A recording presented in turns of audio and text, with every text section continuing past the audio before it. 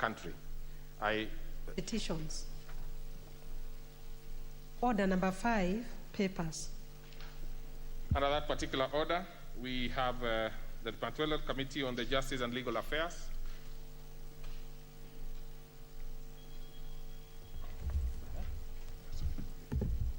Thank you, Mr. Speaker. Mr. Speaker, sir, I beg to lay the following paper on the table of the House today, Wednesday, May 19, 2021, this morning's session. The report of the Departmental Committee on Justice and Legal Affairs on its consideration of a nominee for the appointment as the Chief Justice of the Republic of Kenya. Thank you, sir. Very well. So then we go to the next order. Order number 6, notices of motion. That actually is again to be done by the Chairperson, Justice and Legal Affairs Committee. So you have the floor, Chair. It's a busy day for you today.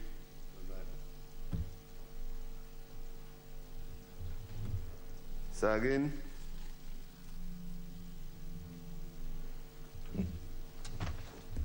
I beg to give notice of the following excuse me, motion that taking into consideration the findings of the Departmental Committee on Justice and Legal Affairs in its report on the consideration of a nominee for appointment as Chief Justice of the Republic of Kenya, laid on the table of the House this morning, Wednesday, May 19, 2021, and pursuant to the provisions of Article 166, Sub-Article 1A of the Constitution of Kenya and Sections 3 and 8 of the Public Appointments Parliamentary Approval Act 2011, this House approves the nomination of the Honorable Lady Justice Martha Karambu Koome for appointment as the Chief Justice of the Republic of Kenya. Very well. So we move to the next order. Order number 7, questions and statements. Order number 8, motion. Consideration of exemption from income tax for Japanese companies, consultants, and employees. Okay, that one will be moved by the Committee on Finance. Oh, delegated legislation, sorry. The Honorable Kamket, member for Tiati. Proceed. Mr. Speaker, sir, I beg to move that this House adopts the report of the Committee on Delegated Legislation on its consideration of the exemption from income tax for Japanese companies, Japanese consultants, and Japanese employees, legal notice number 15 of 2021, laid on the table of the House on Thursday, 13th May 2021.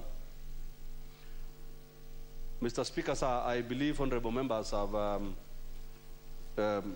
been able to get the report of the committee from the table office, so that they're able to follow this motion.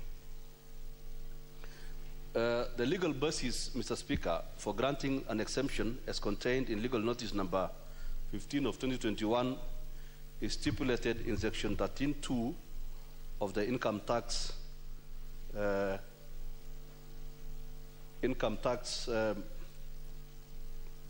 Act, Cap 470, which empowers the Cabinet Secretary to exempt certain income tax.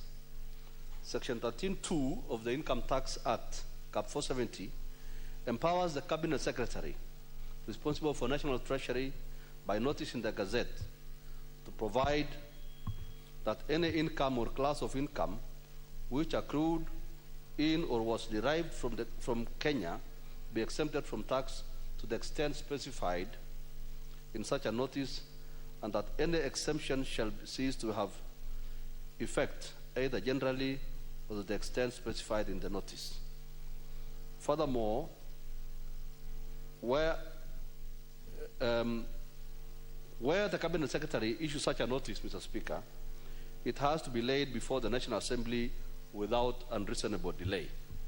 The Act further provides that if a resolution is passed by the National Assembly within 21 days on which it next sits after the notice is so laid that the notice be annulled, it shall thenceforth be void, but without prejudice to the validity of anything previously done thereunder or to the issuing of a new notice. The House, therefore, Mr. Speaker, has to pronounce itself within the statutory timelines. And if the notice is expressly approved, then it shall be deemed to have been implied approved. The exemption for income tax for Japanese companies, Japanese consultants and employees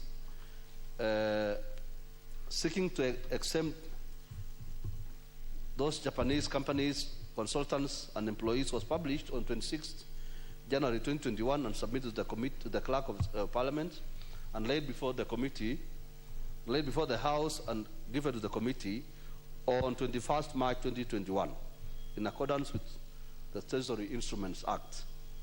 The main purpose, Mr. Speaker, of this exemption of income tax before us today, as indicated is in respect of income accruing in or derived from Kenya by Japanese companies, consultants and employees involved in projects under the financing agreements signed between the government of Kenya and the government of Japan.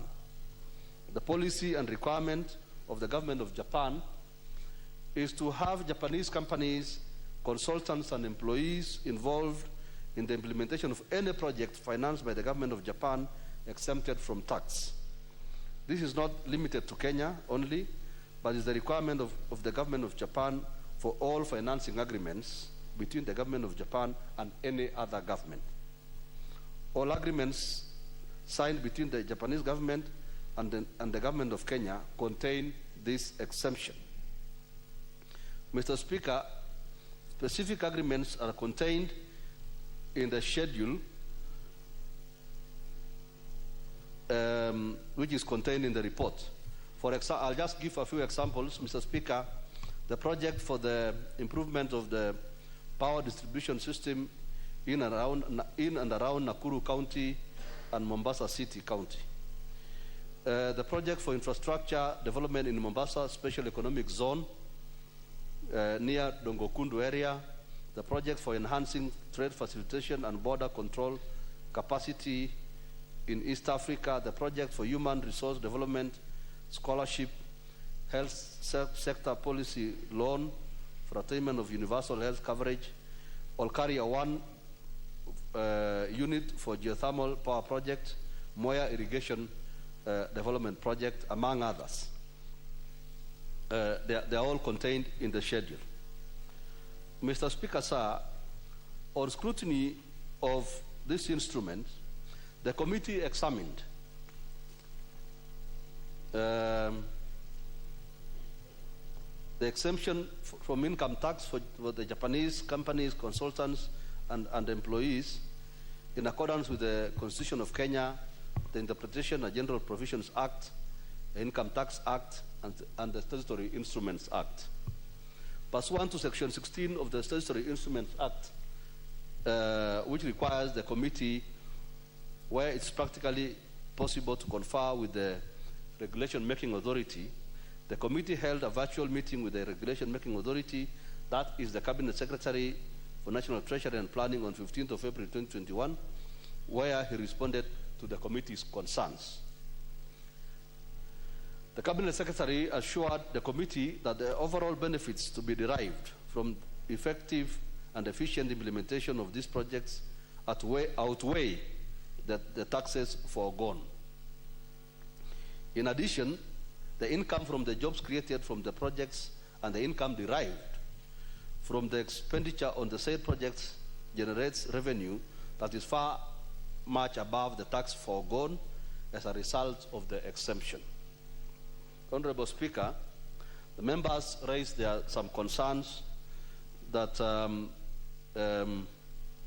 that the exemption seems discriminatory and stands to benefit Japanese nationals more than the Kenyan citizens, considering that local companies are not exempt from tax, yet the Japanese enjoy expatriate benefits. In addition, some Kenyan companies doing business in Japan do not enjoy similar exemptions. Members also sought, Mr. Speaker, to note the status of each of the agreements earmarked for exemption. Documents were submitted indicating that 4 of the 16 projects are grants, while the rest are loan agreements. The committee, Mr. Speaker, observed as follows. Having examined legal notice number 15 of 2021 in accordance with the Constitution of Kenya, the Interpretation and General Provisions Act and the Statutory Instruments Act. Number 1, that the legal notice was submitted within the statutory timelines contemplated under Section 11 of the Statutory Instruments Act. 2, that the legal notice was published on 26th February, submitted to the clerk on 9th of March, and laid before the House on 23rd of March, which is all in accordance with Section 11 of the Statutory Instruments Act. Mr. Speaker, on the matter of public participation, the committee observed that the National Treasury and Planning submitted before the committee and in their documentation forwarded to the National Assembly that the legal notice is an understanding between the two governments and that public participation may therefore not apply. Having considered the above averment, Mr. Speaker, the committee subjected the notice to the test specified in the Statutory Instruments Act and noted the following. Section 13(2) does allow the Cabinet Secretary to exempt certain activities from taxation, save that if he so exempts, then the notice must be published in the Gazette for the public to know without delay, and that it must be submitted to the National Assembly. Honorable Kamket, just, yes. I know you are moving very well, you are meticulously doing your work, but since the members have the report, just summarize. I'm summarizing, Mr. Speaker. I'm actually ending. Okay, yeah. That would be okay. Thank you, Mr. Speaker. Mr. Speaker, therefore, the recommendation is that pursuant to Standing Order number 210-4, and having examined, Mr. Speaker, legal notice number 15 of 2021 in line with the Constitution, the Interpretation and General Provisions Act, the Income Tax Act, and the Statutory Instruments Act, the committee recommends, Mr. Speaker, sir, that the House approves the exemption from income tax for Japanese companies, Japanese consultants, and Japanese employees in accordance with Section 62 of the Income Tax Act, Cap 470. Mr. Speaker, sir, I beg to move and ask my Vice Chairman, the Honorable Njagagwa, to second. I thank you, Mr. Speaker. Honorable Njagagwa, in the same spirit of summary,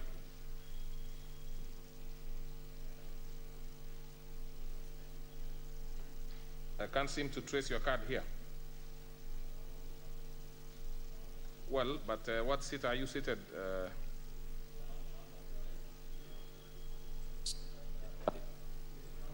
There you have number now. 19. Number 19. Actually, it's 161 from my end. Thank you very much, Honorable Speaker. I know you're in a hurry because of the next motion that is coming. No, I'm not in a hurry at all. We have specific times until 1 p.m. So I'm just saying that we should summarize. And by the way, this goes to even the next, the mover of the next motion. Motion. We really don't need a lot of details. I believe members, once they have the report, they can be able to, get it easily, so we don't really need to take a lot of time. I'm not saying specifically to touch you, the Honorable Jagagwa. Thank you, Speaker. Generally. Thank you, Speaker. Generally, I will say this, not that I stand guided by you. Sorry. Yes. In support of what my chairman has said, this is an agreement purely between the government of Kenya and the Japanese government. What the Japanese government is seeking is to get an exemption of its employees and companies and their consultants for the work that they do to Kenya or that they do in Kenya. Basically, this is for the monies that they give to Kenya as grants or loans, that they are saying, we have brought in this kind of money, exempt our people, exempt our consultants, exempt our employees from paying income tax in Kenya. Purely because even from where they are coming from in Japan, they're also paying their income tax. So, Mr. Speaker, having had my chair, and having had the CS for National Treasury, Mr. Yakuri Atan, via virtual meeting, he was able to explain and expound why we should give this exemption. And as a committee, in as much as there were issues raised, do Kenyan companies that do business in Japan, do they get the same kind of exemption? Now that we leave to the Ministry of Foreign Affairs and the Kenyan government in its totality to negotiate such exemptions for Kenyan companies doing business in Japan or other countries that give us money. But we felt that the projects that have been tabulated in the schedule given forth by my chairman, that is the Ndogokundu, the Moya Lais, the Mombasa Special Economic Zone, Mombasa Gate Bridge, or Kalia 1 and 2 and 3 units, the benefits that is accruing to Kenya by far outweighs the income that would have been accrued by charging these consultants and companies income tax. So, Mr. Speaker, without belaboring on this matter, without belaboring too much on this matter, I beg to support. Thank you. Thank you very much. Second. Chair, having seconded, I will move to the next step, which is to propose. Other members, you can take your seats, those who, or freeze wherever you are.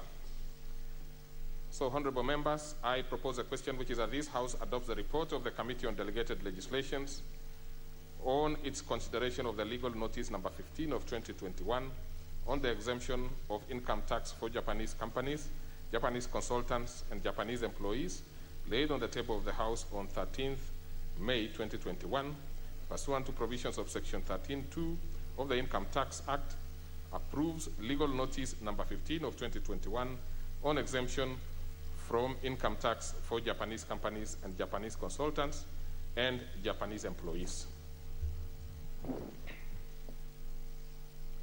Now, members, you make up your mind, those ones who will want to speak on this one and the ones who want to speak on the next, because I will be picking from the list.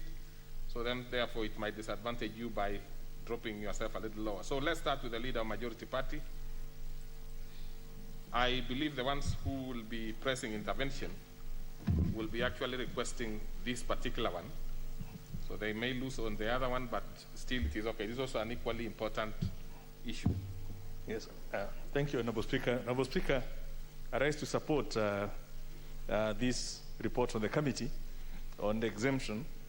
And really, by way of, just to put it on record, that in the first instance, as a country, we already signed up to give these exemptions. So Parliament is only ratifying what was already agreed as a condition of being given the grant. And the logic is very clear, that if the Japanese government is to give Kenya a certain amount as a grant or as a concessional loan, you cannot then also seek to profit from the same grant by taxing the services that are being provided as part of the operationalization of that grant by Japanese companies. Because the grant agreement or the loan agreement will have those provisions that certain services, certain goods will be sourced from Japan. And they will pay their taxes in Japan. And rather than tax here and try to operationalize double taxation agreement, for all donor-funded projects, the standard is we will provide you with money, we will provide you with, some will come in terms of goods, some will come in services by Japanese companies, but they will pay their taxes at home and not here. And the standard is also within the operation, the UN and others. And the other thing I just want to highlight, if you look at the schedule, which is within the report, you'll find again, most of these projects are rollovers of what started, like the Ocarias, I believe, started the Mombasa Port, July 2017. But some of these are earlier projects that began in 2010, in 2012, even when we didn't even have these legal requirements that tax exemptions must be approved by Parliament, because it was within the powers of the Cabinet Secretary to do the exemption. But now, because of some of the changes that we did, it now requires this matter to come to Parliament. So basically, we are only ratifying what would ordinarily have been done, what was already included in the financing agreement, and the observation by the committee that Kenyan companies doing business in Japan are not getting similar treatment is really comparing apples with oranges, because Kenya is not giving grants or concessional loans to Japan that require that Kenyan companies supplying goods or services in Japan will be exempted. If we did that, then we could ask for reciprocity. And I think that's I just want to have that on record for the Hansard for future generations to know the rationale for doing this and not the reciprocity with the Kenyan companies. And with those remarks, Honorable Speaker, these are self-evident, self-automating issue that we signed up, we received the money, we received the loans, so we must do our bit, which is basically ratifying the conditions of the loan and the grant that we will receive goods and services from Japan without taxing for those services or income earned from them, because that is the only thing that makes sense to the Japanese in giving the loan to Kenya. And I'm sure we'll probably have several other issues coming of other countries. So with those remarks, I beg to support. Okay, member for Gilgil. I can see this is a matter that we can actually dispense with quickly, because I see only one more member interested. Thank you, Mr. Speaker. And this is just to support my committee in this report. And Mr. Speaker, as has been said by the mover and the second, I will not repeat, but our mandate was really simple, and it was to actually confirm and check whether these agreements and these exemptions, are they in accordance with the Constitution? Are they going against any act of Parliament? Do they infringe on any fundamental rights of the public? And I think, Mr. Speaker, I can confirm that we actually had we had several long meetings on it. We tasked the CS Treasury, noting, Mr. Speaker, that even when we are doing what the Leader of Majority is saying is rubber stamping or just forwarding it, that we still represent the people. We had the right to ask the questions that we asked as a committee. We put the CS to task to actually confirm and give us a list of these projects. We confirmed that majority of them were actually not loans, were actually grants. And so the issue of double taxation was easy to actually now understand, because they're actually giving us grant to take care of several projects in the country. So we were convinced that the statutory requirements as by the Statutory Instruments Act were followed. We were actually convinced on the issue of public participation, which was an issue that we had raised because we needed to know, to be able to gauge the fundamental rights and the infringement for the public. That is the only way to do it. So I think we are in agreement that we support, and I support the committee, and I support the exemption as has been moved by our chairman. Thank you, Mr. Speaker.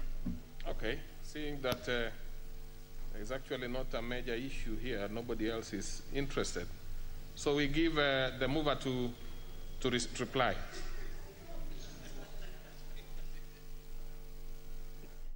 Order, members. Order, members. Order. Member for Baraka. Mr. Speaker, thank you very much. I had asked members to place it at the intervention. No member had done that, so proceed and reply. Mr. Speaker, sir, I want to thank my Vice Chairman for ably stating the way it is. I thank the leader of majority for actually clarifying that if we want the matter of reciprocity to apply to us, we must pull up our socks, improve our economy, so that we are able to do as Kenyans, give grants to Japan, so that we can be able to ask for reciprocity. And I thank Honorable Martha for supporting the motion. I beg to reply. Honorable members, I do what is required to be done, which is to put the question.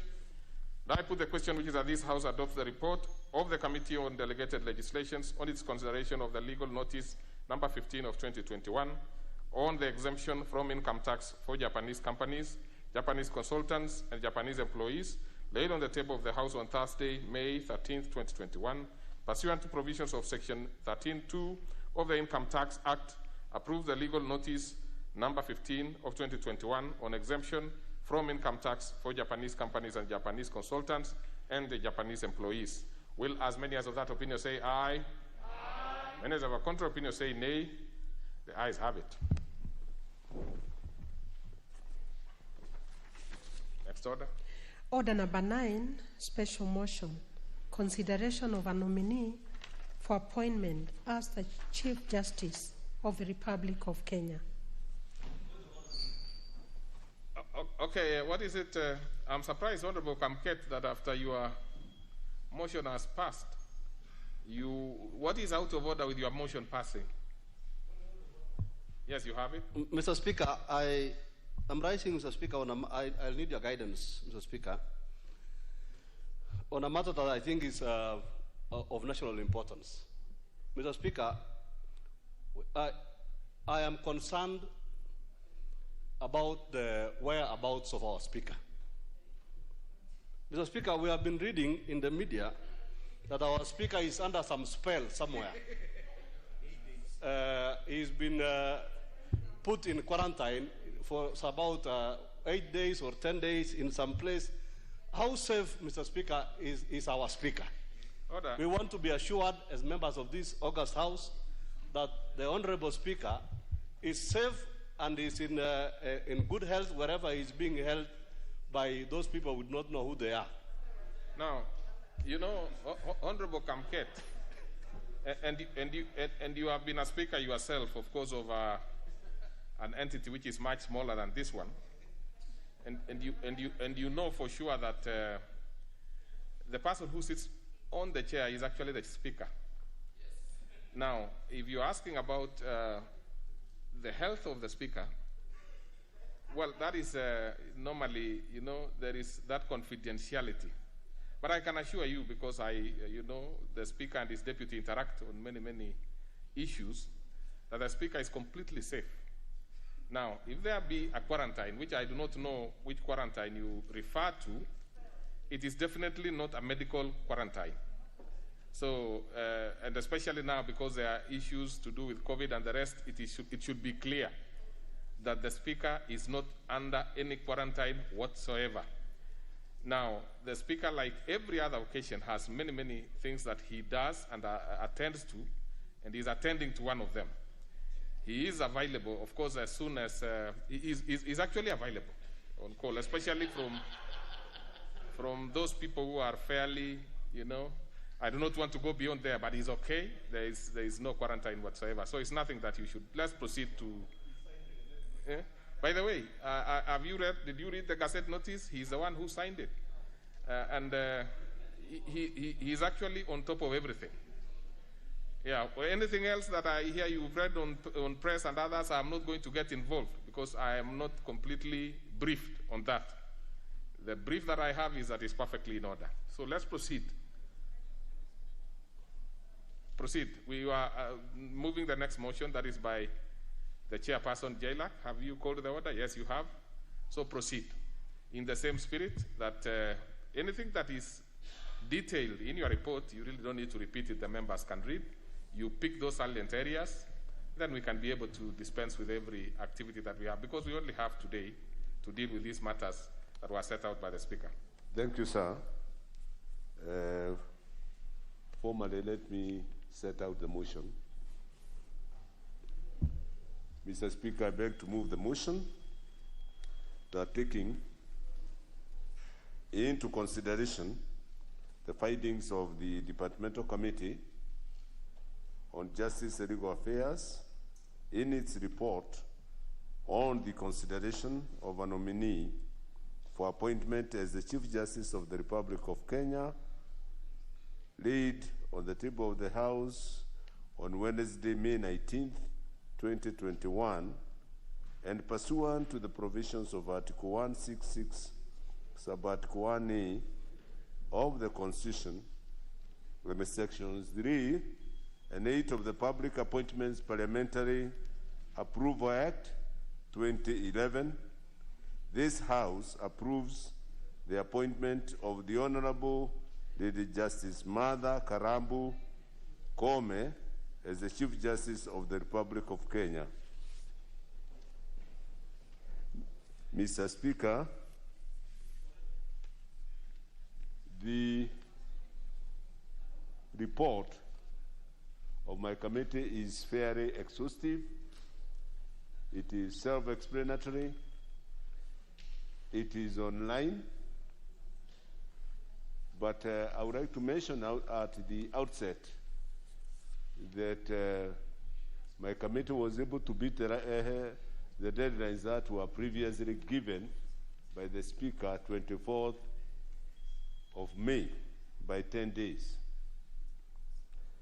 Mr. Speaker, without delving into the major report, I would like to highlight, with your permission, some of the special attributes that make the Honorable Martha Koome stand out uniquely as a first above equals, but with unmatched qualities for the office of Chief Justice. Mr. Speaker, if you allow me to remove my mask, to be able to. I'm very uncomfortable. Yes, I have kept distance. With that, as you can see. You see, we have been very consistent in asking members. It's only that you are in an N95, so it is interfering with your. Yes. The voice. You know, I can see you have some problem with creating that voice. Yes.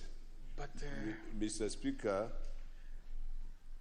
you need to wear the mask. You will be brief anyway, so put the mask.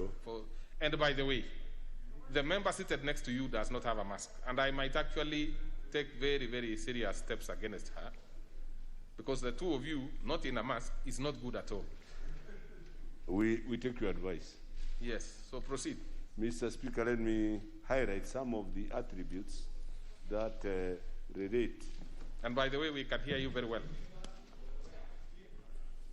Proceed, please.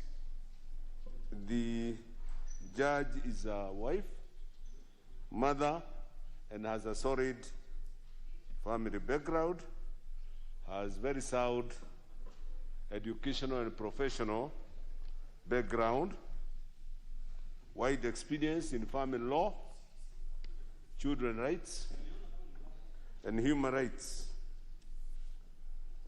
has vision to revolutionize the judiciary and eliminate corruption in all forms and shades. She believes I can testify that she demonstrated that she believes in active constitutionalism and has distinguished herself in upholding the Constitution without influence of political, ethnical, or other parochial considerations. She is an able communicator who undertakes to improve the relationship between Parliament and the executive and the judiciary to ensure that budgetary allocations as a constitutional budgetary allocations to the judiciary as a constitutional requirement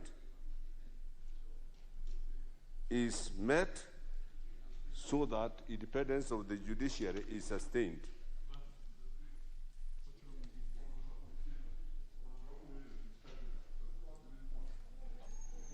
Honorable Babu, we know.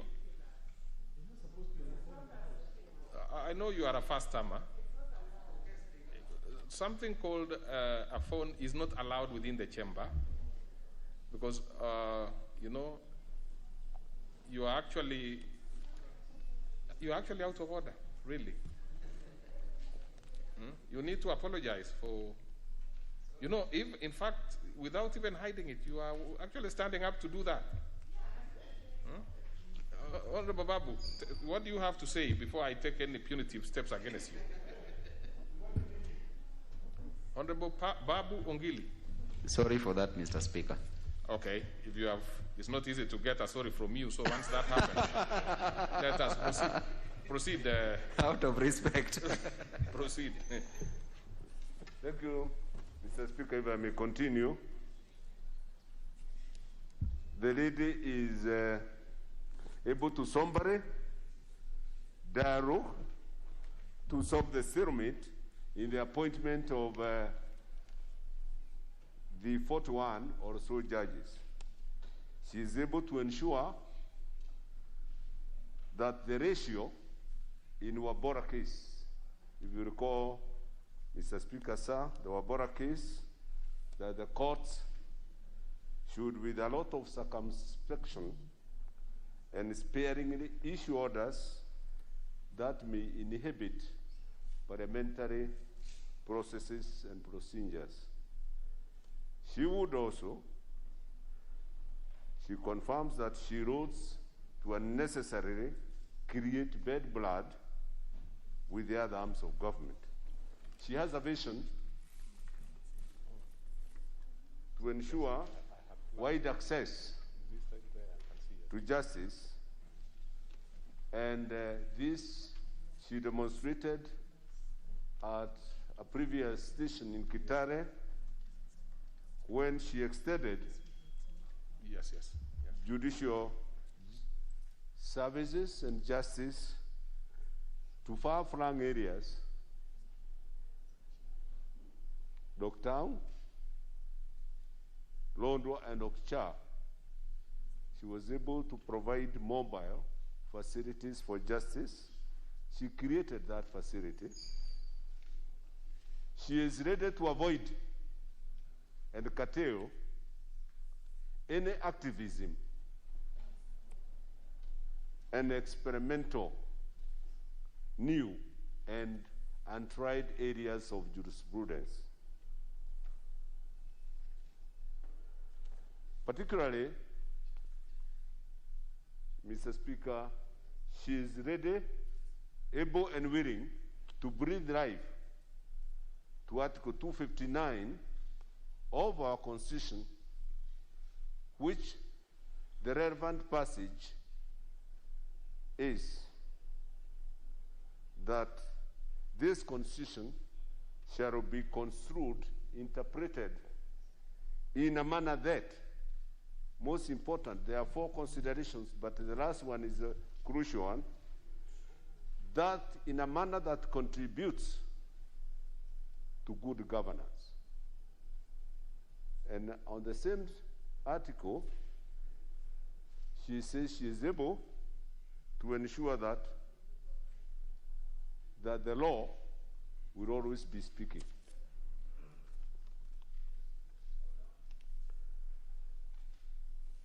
We found that she is able to think outside the box and that she would not be living in a judicial island or utopia or ivory tower.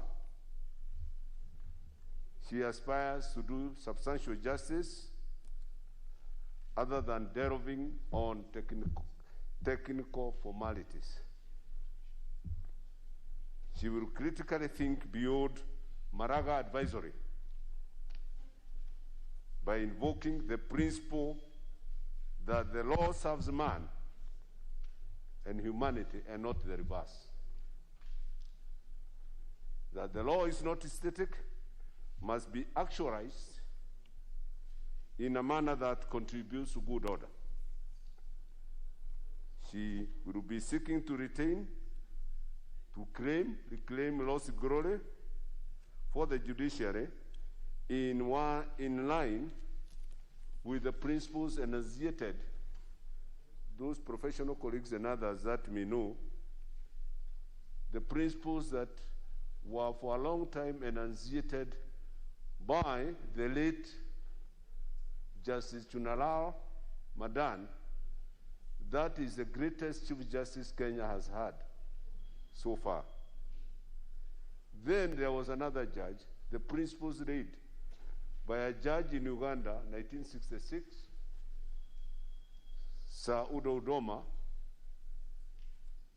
who in 1966, after Obote overthrew Kabaka, there appeared to be a vacuum in government. And that judge said that there can never be a vacuum in institutions of government, and that because Obote government appeared to be in control de facto, he made it the jure government of Uganda. Then lastly, there is Lord Denning, famous for what we call high trees, espousing on estoppel, and many other milestones. I mentioned this because these are her mentors. Mr. Speaker, the other salient matters that were noted by the committee are that there were some objections raised to her appointment made by Nelson Harvey, Keref Kaliva. These same objections had been raised before Judicial Service Commission. In that forum, they were dismissed. But in my committee, in its wisdom, found that these objections had no root, they were unmeritorious, unsubstantiated, vexatious, and malicious. The committee was also satisfied with the response by the nominee to the objections. All the necessary statutory reports and other necessary reports by KRA, intelligence, and other bodies were furnished to the committee. That Article 166 relating to appointment of the Chief Justice were met, and that all the statutory procedures preceding the approval had been duly met. Mr. Speaker,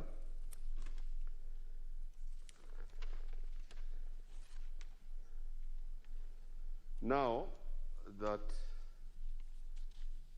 the statutory procedure and constitutional provisions were met, all the requirements were met in the first schedule of the Judicial Service Act 2011 on provision relating to the appointment procedure for appointment of judges.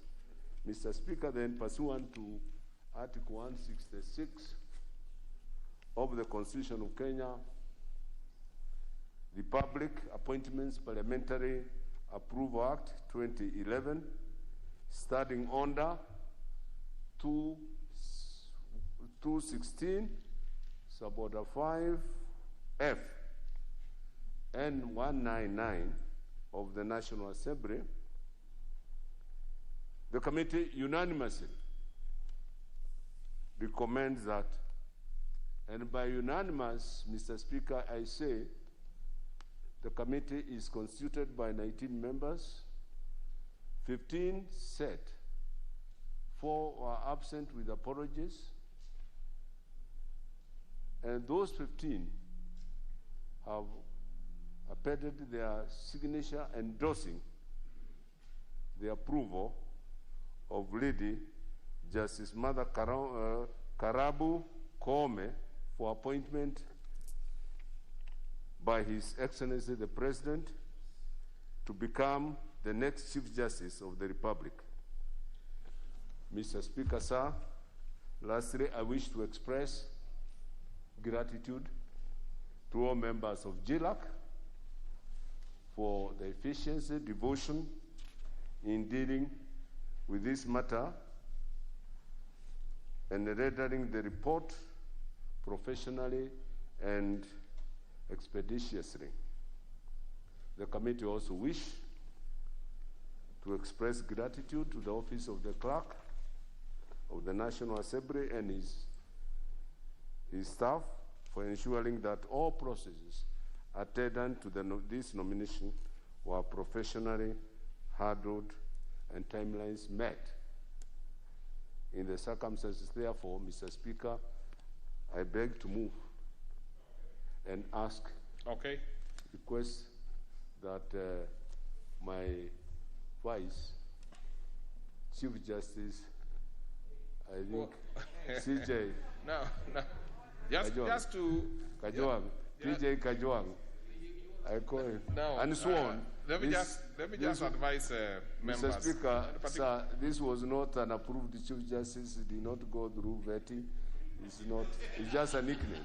Actually, yeah. People's justice are here. Just a request, and this is, well, I'm not involved at this particular point in time, but for members, especially the fairly new ones, there is a lot of merit in allowing other members to speak, even if you are the chair, because that makes it easier for you to canvass and have people support you. So if you take all the time between yourselves, it becomes a bit difficult for you to get support. So I'm saying, as a member who's been here for a long time, and I also see a few members who have been, it is better when you are brief. You will be able to give other members an opportunity to contribute one way or the other and have something to say when you are responding, when you are replying.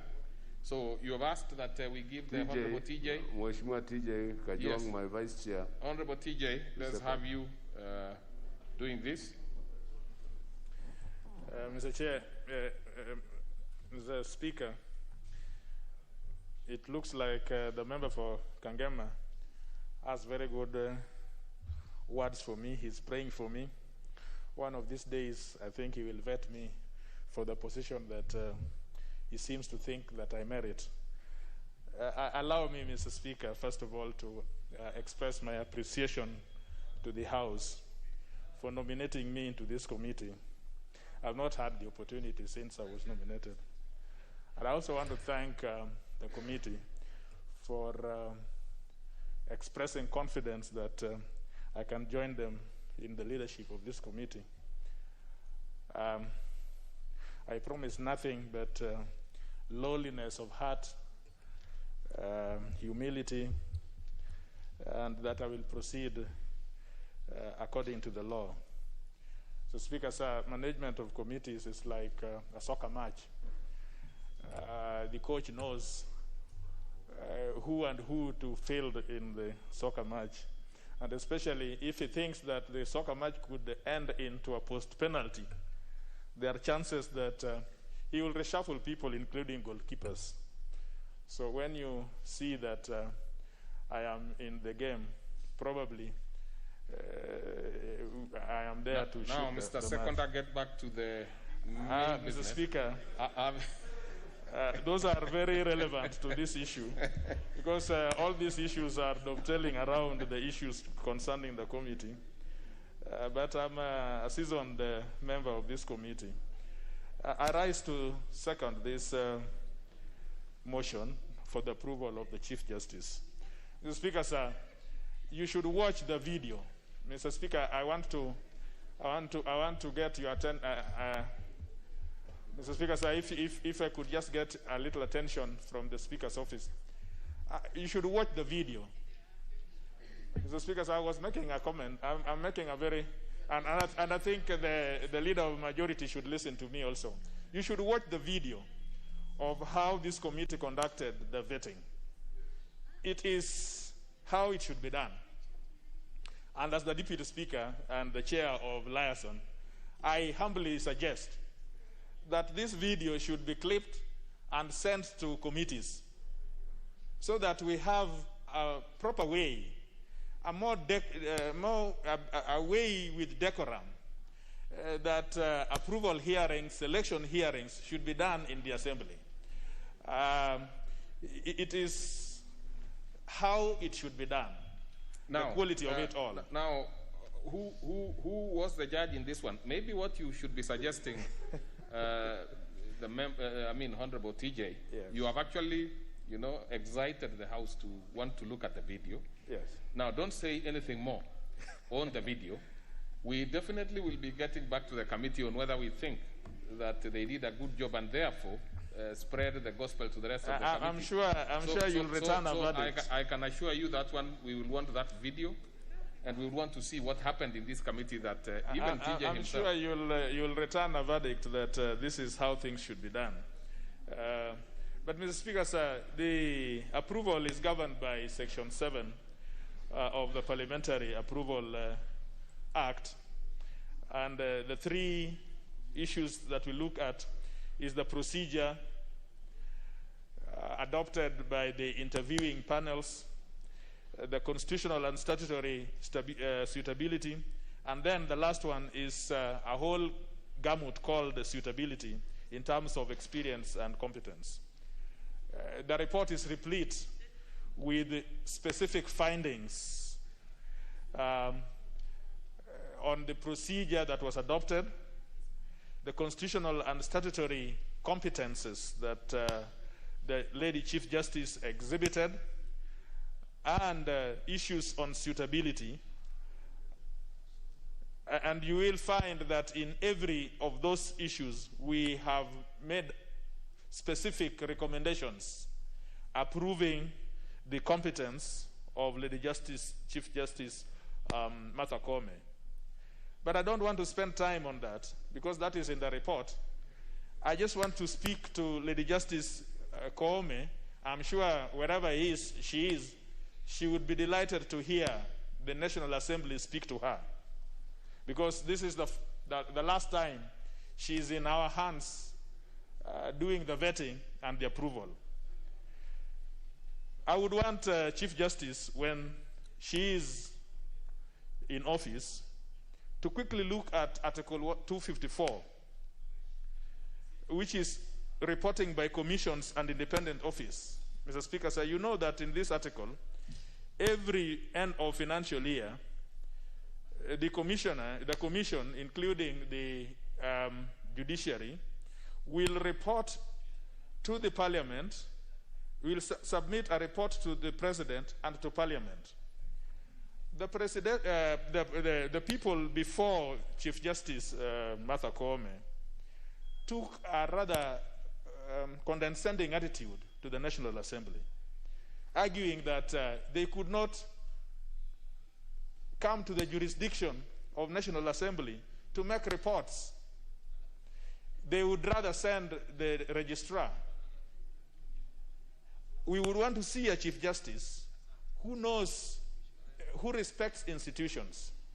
And one day, she would write to you as the Speaker to allow her to come and commend herself to the National Assembly and to give what they call the state of judiciary every financial year.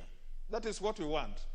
We would not want a Chief Justice who thinks that leadership of institutions is a question of bravado.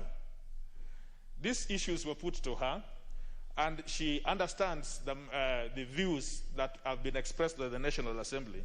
And I'm sure that she would look at Article 254 very closely, and we will want to have a relationship between the judiciary and the legislature in a mature manner which is beneficial to everyone.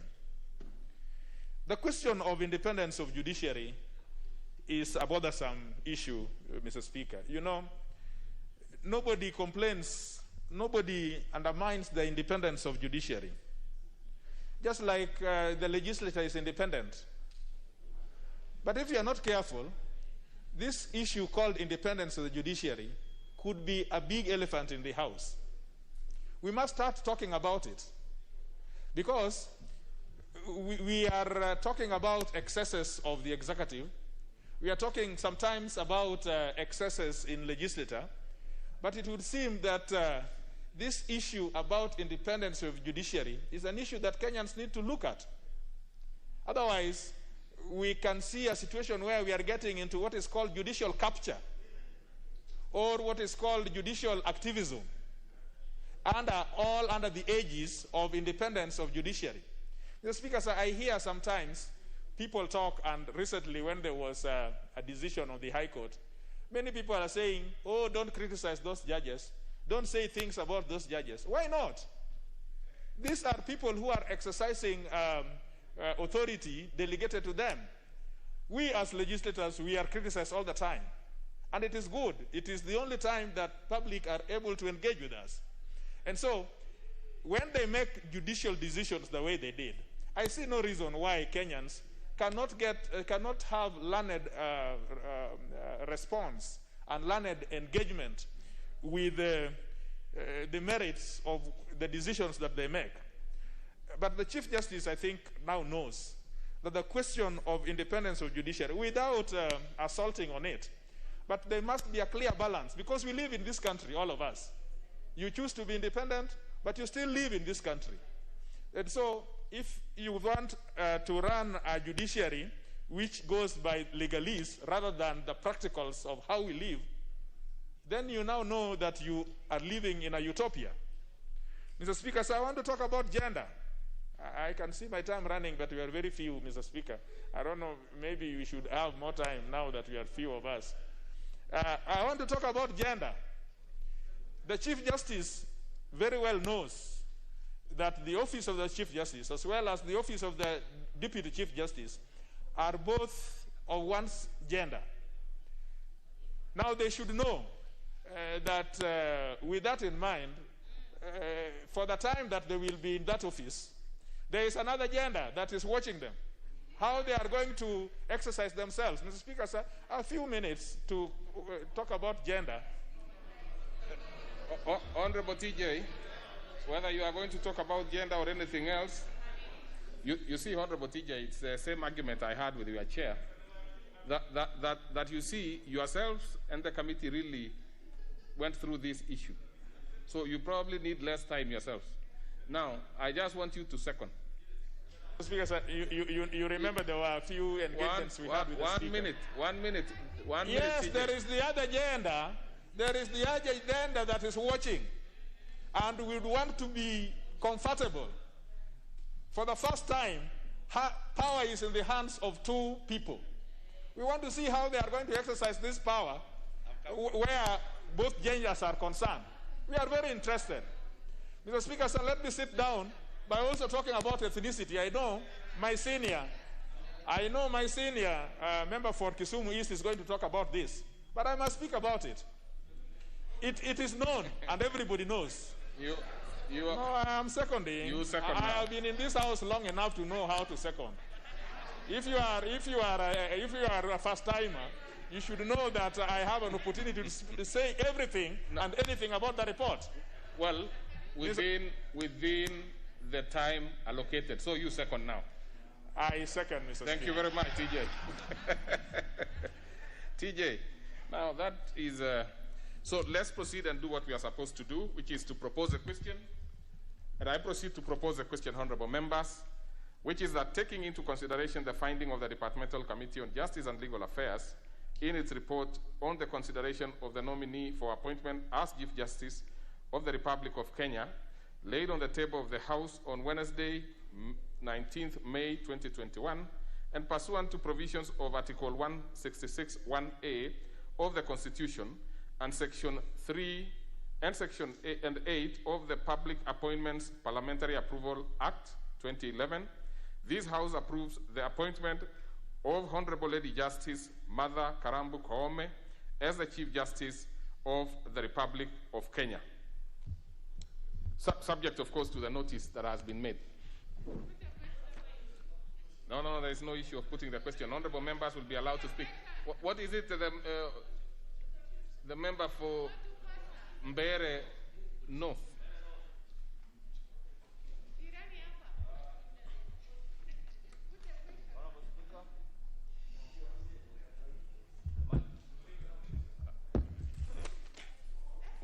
Yes, Honorable, thank you, Honorable Speaker.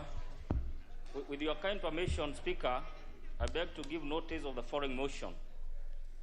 That pursuant to the provisions of Standing Order number 97-1, and notwithstanding the resolution of the House on February 10, 2021, limitation of debate on motions, including a special motion, this House orders that speaking time for each member be reduced from 10 minutes to 5 minutes. Mr. Speaker, my justification for the request for this motion, Mr. Speaker, is very simple. That this is a momentous occasion. It is a historical occasion, Honorable Speaker. You'll appreciate that the mover and the second have taken almost close to 1 hour or 45 minutes. Mr. Speaker, this is a special sitting. Time is not on our side. If we take the same amount of time, 10 minutes, and many of us want to speak in support of this motion, this is a lady who is assuming the office, Mr. Speaker, of the Chief Justice. And I have no doubt, going by the report that has been tabled by the mover, that if all of us, Mr. Speaker, were to take the entire 10 minutes, we will not give justice to this motion. And it is on that basis, Honorable Speaker, that I beg you, and I urge this House to find favor in my request that, Mr. Speaker, we limit ourselves to 5 minutes. Don't spend more time. If you are now, honorable members, just to give you an overview, we have about 30 members who want to contribute. That should help you in making your decision one way or the other. But as far as I'm concerned, it's for you, the members, to make your decision. So that the honorable member for Imenti North has made a request. Mbere. I said Mbere. I didn't say Imenti. I said Mbere. Mbere North. I know that particular member very well. I went to school with him. Actually, he went to school with me. I think it's the other way around. So, in school together. So that he wants that we limit debate to 5 minutes. Will as many as of that opinion say aye? Aye. And as of a contrary opinion say nay? The ayes have it. So 5 minutes for every member. We might ask the leader majority to relax a bit. Then he will have an opportunity to maybe have some more minutes, or based on his office. Can we start with the member for? I know the leader majority, of course, has a. But let's give a few other members first. Let's start with Honorable Dawood, followed by Honorable Ambugu Munene, followed by Gitonga Murugara. In that order, so that we save time. Thank you, Mr. Speaker. Mr. Speaker, I want to say, first of all, I want to thank the JSC for nominating Honorable Justice Lady Martha Koome. And Mr. Speaker, the committee of JLAC, I want to thank them sincerely. I was there in that committee as a friend of the committee because Justice Lady Martha Koome comes from my constituency, and she comes from Kidio village in Muiteria, which is in North Imenti. Mr. Speaker, I agree with the Vice Chair when he said people should watch the video, because, Mr. Speaker, I was in that in the sitting on the approval, and the questions they were asking, I was very, very scared initially that if this is the way we are going to be vetting people, then I think nobody will go through, because I've been to many vetting when I was in the finance committee, and it used to be like a rubber stamp. But that day, I was glad of the questions which the JLAC committee asked, especially Mheshimiwa from Kisumu, Mheshimiwa Alago Lodge, Senior Counsel, when he asked Justice Martha Koome whether it would prick her conscience to come from the same area of the judiciary headed by somebody from the same mountain area. And Justice Koome replied very well in the sense that she said where she comes from or where she was born, she did not choose to be born from there. And that is what should be the case in this country, Mr. Speaker.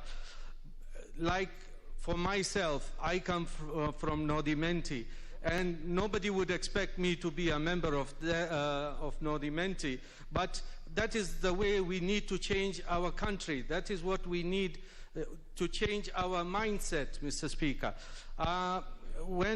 Mr. Speaker, when Justice Martha Koome talked about all the things he would do in the judiciary in 100 days, I believe she's a woman who is a woman of integrity, a lady who can do what she says. Because, Mr. Speaker, I have dealt with her when she was assisting us in one of the schools she's been through, Mbeo Primary.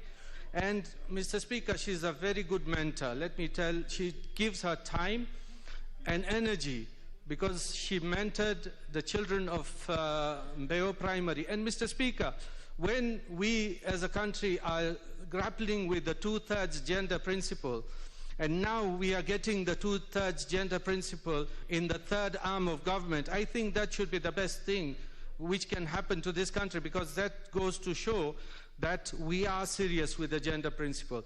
Mr. Speaker, the president of the Law Society, Mr. Harvey, Nelson Harvey, I think he's a perennial litigant, because he said that he put a stop that the CJ should not be the CJ, Lady Justice Martha Koome, because he said that she ruled in different ways. And then he said he was representing the Law Society. I think he was not representing the Law Society. He was just representing himself. And the Supreme Court has given its verdict on why the election should have gone on the 26th. He has held it against her.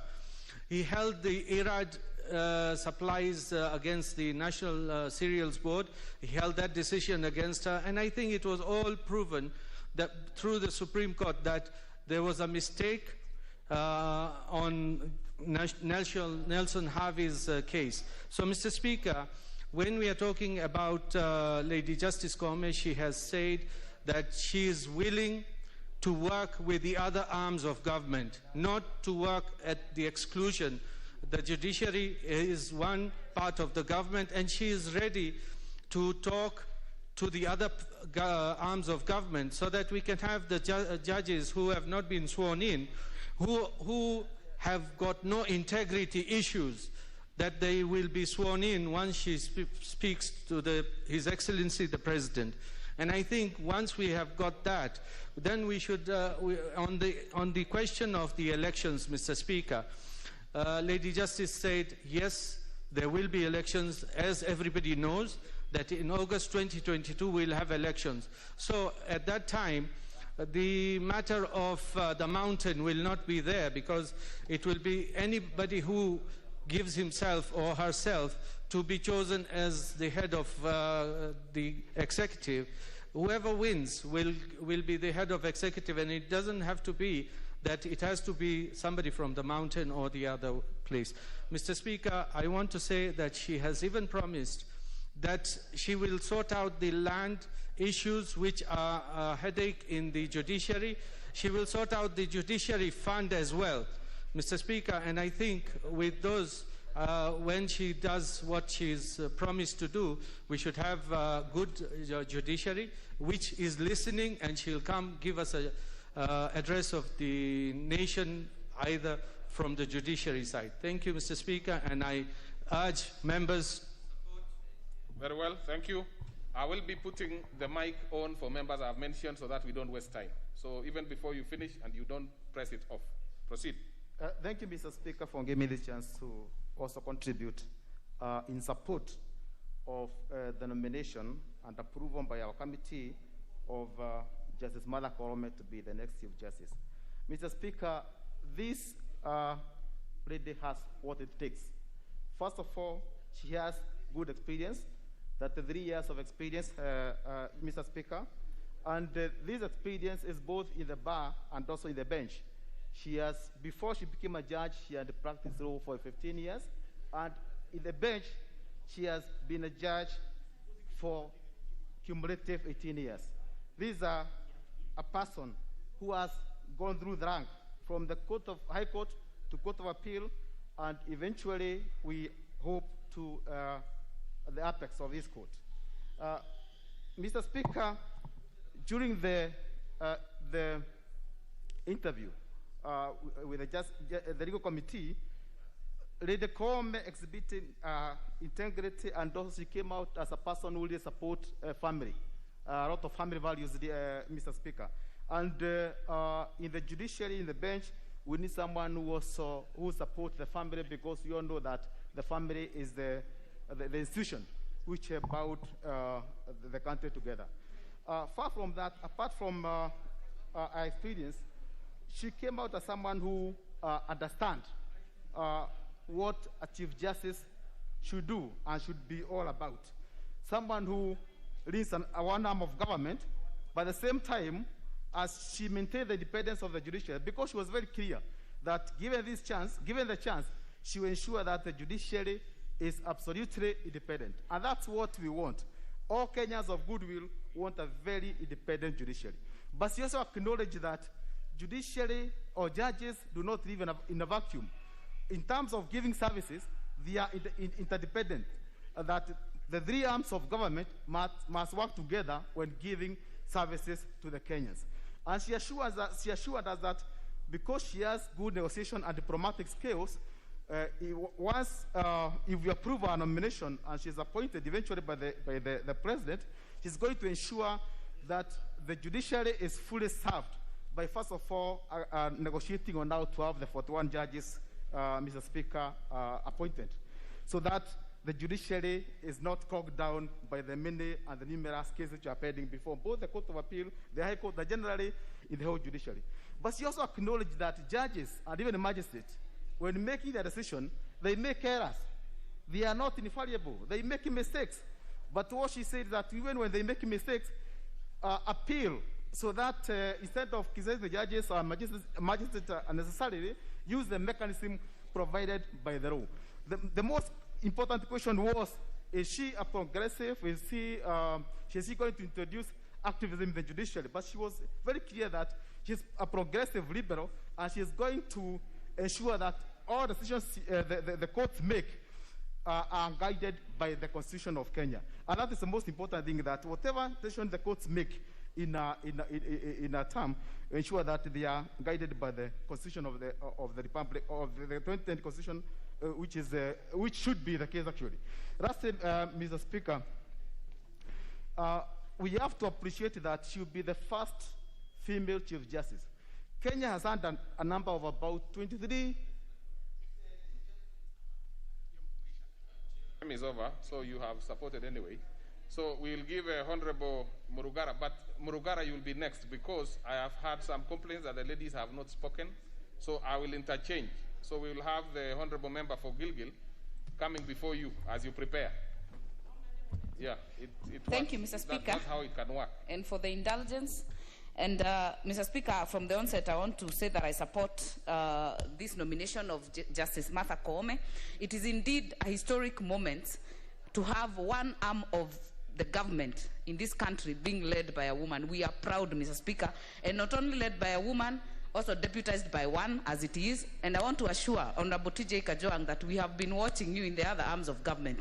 So this time, we say, sit back and take notes, because I have no doubt that Martha Koome will do us proud. And Mr. Speaker, I say that in cognizant and knowing very well that if a woman fails in whatever position, it is seen like the whole gender fails. It does not apply for men. If a man fails, it is seen as one. But when a woman does, so she also knows the weight on her shoulder. And Mr. Speaker, the issue of her professionalism has been demonstrated in the report. And I want to thank the committee because they did a proper job in terms of digging into her intellectual capacity, her legal judgment, and even her background, Mr. Speaker. And coming from a human rights defender background, Mr. Speaker, we expect that she would be progressive, as has been said in the report, and she joins other countries in Africa, including Mali, Senegal, Nigeria, and others that have had a Chief Justice who is a woman. So, Mr. Speaker, for all the girls in this country, for all the women in this country, we are proud of Justice Martha Koome. And I pray, Mr. Speaker, that one thing that we'll be looking forward for her to do is what she said. She has to jealously guard the independence of the judiciary. as has been said before, Mr. Speaker, and that is not to say that they exist in a vacuum. It must be interdependent, even with the other arms of government, but at the same time ensuring that the independence is guarded. Mr. Speaker, I also hope that she will be at the forefront, because she has done it before in her career, to bringing justice closer to the people. In terms of the mobile clinics, I hope this time, Mr. Speaker, she will do an overhaul. She will ensure that the backlog in the courts of this country, Mr. Speaker, are reduced. Because we have seen people who have had court cases that drag for 20, 25 years. You even die before even knowing your verdict. So I hope that she will be at the forefront to ensure that she has improved that. And Mr. Speaker, I want to note, even for people who have had matters in the courts recently, this COVID time, something I've noted from the judiciary is that if you have a matter in court and it is mentioned or it has a ruling, they actually send you a text message to tell you your matter was heard, to tell you your matter was listened to, and whatever happened to it. So I hope that this can also teach us, even as we embrace virtual participation, even in court, that she will put more resources in terms of ensuring there are enough magistrates and improving our ratio to ensure that this justice is actually commensurate to the number of people seeking these services. Mr. Speaker, I hope that the issue that she spoke to of operationalizing the judiciary fund is also something else I'll be looking forward to see. But more importantly, she must know that she's a trailblazer. She has set the pace, and we are watching. And not only the other agenda, even us who are her agenda are watching, because we know that she has opened doors and broken a glass ceiling to be the first Chief Justice of this nation. And I support, Mr. Speaker.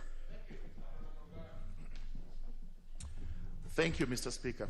Mr. Speaker, allow me to add my voice to support the report of the Justice and Legal Affairs Committee. And may I say from the outset that Lady Justice Martha Koome has experience that is unmatched. It all begins with her own career as a young advocate during the clamor for multi-party reforms in the country in the late 80s and early 90s, when we were actually under the Canon dictatorship. She was actually able to stand out and speak for Kenyans. Lady Justice Martha Koome has also worked well on human rights and rights of the underprivileged, especially in the family law.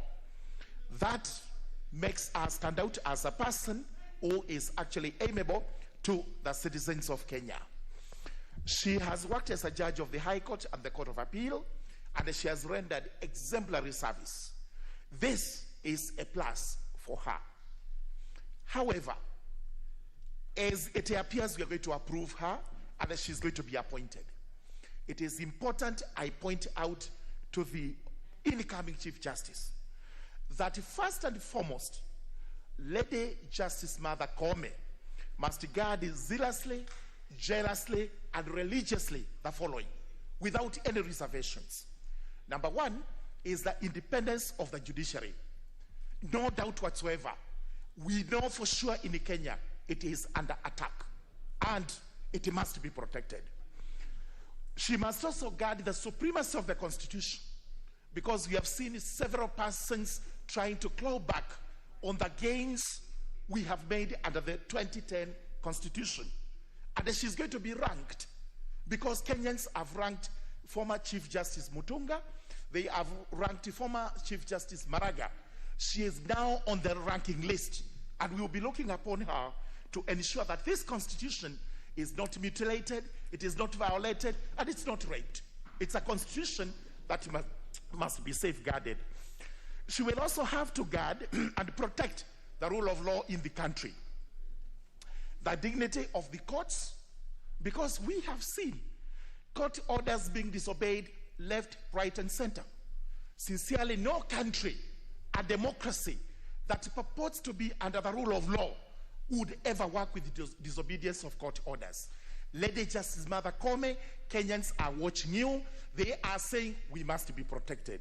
And finally, she must enforce the law to the letter. No question of it in any other way. Just like that little boy outside our courts carrying a fish who is naked. Justice is nothing but the naked truth. We are looking upon the new Chief Justice to deliver. I support. Professor Aduol. Thank you, Honorable Speaker. Honorable Speaker, from the onset, I'd like to thank the committee and to also indeed acknowledge that not only listening to what they indicated and what is in the report, I take this opportunity to indicate my support, Honorable Speaker, because we stand at a historic moment in our country, Honorable Speaker. We are aware that the Honorable Lady Justice would be the third Chief Justice in our country. And Honorable Speaker, I would like, as I support, to indicate that what is coming out clearly, Honorable Speaker, is that we find that leadership, whether it is at the judiciary or any other area, is gender neutral. It seeks to look at competence. We seek to look for a foundation that would take our country to the level that we would like. And so, Honorable Speaker, as I support the committee and indeed confirm that the Honorable Lady Chief Justice Martha Koome is suitable, I do it by looking really at the question that what we are looking at is a historic moment from the point of view that we do have a lady that would be coming in for the first time. But Honorable Speaker, I use it to celebrate the demonstration that leadership, that competence, that indeed what it is that we need to help us sustain the forward-looking significant progress that we have seen in the judiciary will indeed be fulfilled. Honorable Speaker, I conclude by saying that it has also been said that women and men do lead differently. And I know the Honorable and my senior, T.J. Kajwang, did indicate that the other gender will be watching. I conclude by indicating that there is a difference in terms of the way women and men lead. And the women, Honorable Speaker, it has been proven, tend to listen a lot more. They tend to engage, and they tend to be much more ready to negotiate and to ensure that everybody is taken on board. And so I am glad that as we look at the fear that sometimes we have of excesses, we shall find in the Honorable Lady Justice Martha Koome opportunity for interdependence, opportunity for negotiation. Thank you, Honorable Speaker. I support. You actually did it in exactly 2.5 minutes. Honorable Maure, maybe that is to tell us actually how you would be leading.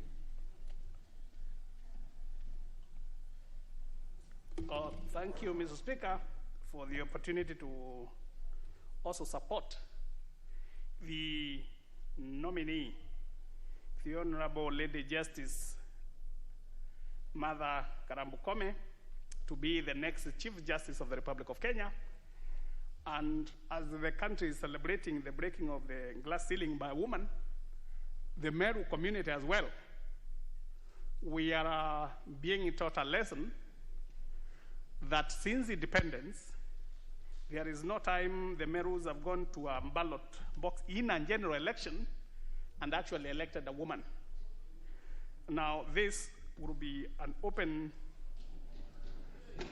eye-opener in the sense that when the Lady Justice Koome showed up for nomination at the JSC, nobody saw a woman. What people saw was a serious judge whose temperament, when you looked at her, you couldn't be able to discern anything that you would describe as feminine, anything that you would belittle because she is a woman, but you saw a very firm answers from her. And Mr. Speaker, from those of us who are familiar with the conduct of judges, a judge, you are not supposed to read the mood of a judge. You are not supposed to predict the decision a judge will make, because that one is only left to those people we usually call the judicial activists. And Mr. Speaker, in judicial activism, what they do is they legislate from the bench. From where they are seated, they would be able to pass laws which have not been taken to them for interpretation. So, Mr. Speaker, our judiciary is under its own attack. It needs to cleanse itself, and it needs to have an administrator. Even though we are asking for their independence, they need to have a thorough searching of the judiciary. So, Mr. Speaker, what we need, the judges that we are supporting to lead a separate arm of government, the independence is not absolute. It's supposed to be controlled within that judiciary so that we don't have issues that can come out and expose the activism in that judiciary. So, in conclusion, Mr. Speaker, I would like to support the integrity, the wisdom that has been displayed by this nominee, and also say that in our area of Mount Kenya East, at the national leadership now, we are really represented. Thank you, Mr. Speaker. Paris. Thank you, Mr. Speaker. Today I stand here as a duly elected woman leader, and I want to say that I am proud of the fact that one of the arms of government, the judiciary, will soon be headed by a woman. It is no mean feat. I mean, at the end of the day, we have strived as women to get our space in society, in political space, in private practice spaces, as well as just knowing that when you look at us, we cannot deny the fact that we're women. And we want to have our space knowing that we actually are 50% of the population. Martha Koome, Lady Justice Martha Koome, is a woman. And let us not shy away from embracing her as a woman and saying that today we are proud that we have her as the nominee for Chief Justice. And the reason I say that is because I see a lot of the men, when they're standing up to speak, they're trying to say she's just a good leader. Yes, she's an amazing leader. But we cannot stop underlining the fact that she is a woman. And we have to celebrate that, not just for her, but for the many women in this country, the girl child, and the women that aspire to be leaders. What I like about Martha Koome, because I've actually been to a few of the forums that she held when she was heading the task force for children, is the fact that she's very humble, extremely humble. She has integrity, she is grounded, she's compassionate. I recall an interview where she said, "Children have no voices, so I choose to speak for them. They are our bridge to the future, and unless we nurture them, our future will be precarious." We're going to have a Chief Justice that understands that if we want to steer this country in the right direction, then we have to start from the formative stages, and that is from the children. She understood that justice for children in our courts needed more to be done. She understands that if we nurture our children well, then everything else that we want to do in this country going forward will be easier met and done. Because today we look at our youth and how easily they are used and misused and abused by leaders.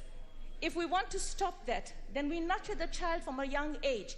And I know that with Lady Justice Koome in the helm of the judiciary, our children will be nurtured in a manner that will actually ground them to be future leaders and to embrace this country's prosperity and growth. Lady Justice Koome, for me, is a woman that understands that this country right now has had a lot of issues in terms of corruption. And she understands that corruption exists in the system, corruption exists in the judiciary. And that is one area that I know that if she tackles it, she will tackle it well. Lady Justice Koome is going to be heading the judiciary at a time when the judiciary is being looked at and lots of questions are rising. Whether the judgment that was done was right or wrong. At the end of the day, I know that she will sit there and do the right thing. She's not going to be owned by this group or that group. She's an independent thinker. She's an independent mind. She's educated. She's a strong woman. and she will do what is right for this country because she's a human rights defender. She has always been. And her 33 years of experience will ensure that whatever she does in that seat will be for the betterment and the best for this country. I support, Mr. Speaker. Thank you. Okay, in order to save time for members, I will read 5 names, and then you will simply be going, you will be getting your mic as soon as the other colleague finishes. So, Honorable Duale, Honorable Shamala, Honorable Mutai, Honorable Wangwe, if you want to speak at that point, Honorable Mwamkale Kanoti. Those are 5. So let's start in that manner. Honorable Speaker, I rise to support the report of the committee on the vetting of the nominee for the position of Chief Justice. Honorable Speaker, the nominee in question is one who is known for her vast experience in the legal profession, brilliance and acumen in her career as a judicial officer. And now she joins, she now goes to the books of history of this country as having been the first female Chief Justice. Mr. Speaker, when it comes to professionalism, capacity, ability, and experience as required by the Public Appointment and Parliamentary Approval Act 2011, there is no one who can object that the nominee ticks and fits in the box very well. However, Mr. Speaker, allow me to say that the job of a Chief Justice is not just that requires one to fit the box or to tick the box. It is one which calls for one to abide by the dictates of Article 159 of the Constitution on judicial authority. And Mr. Speaker, judicial authority is the dictate of Article 159, and it's derived from the people. So judicial authority in this sense, we expect Honorable Lady Justice Koome to drive that authority from the people of Kenya. The citizens of our country are therefore the real employers of Chief Justice Mother Koome, if she gets a job. I do hope, Mr. Speaker, and I had the privilege to sit in this chamber when a man I have a lot of respect for, Dr. William Mutunga, was brought to this house. I had been here when David Maraga, a man also I have a lot of respect for, and now under the new constitution, Lady Justice Koome. In executing her duties, she must be, and at all times, fidelity to the law and the people of Kenya, and that is what should guide her. It is not the executive, it's not this house, or indeed any other public body that should move her. It is her duty to the people of Kenya. It's her duty to uphold in accordance with Article 159. Honorable Speaker, the reason I raise this matter is because concerns against this nominee were raised by the Law Society of Kenya on what was termed as misapprehension or skating around the concern of our acting on the direction of the executive, a fact that was evident. Honorable Speaker, this is a very serious matter, and I actually do hope that the nominee shall not be on the beck and call of the executive, and also is ready to do whatever she is told to do. Do judicial authority be exercised under the guidance of any other arm of government? Mr. Speaker, the principle set out in Article 159.3, which includes justice, shall be done to all, irrespective of their status. Mr. Speaker, finally, I want her to read and maybe listen to what Thomas Jefferson, the founding father of the United States and who served as the 3rd president of the US, said on matters.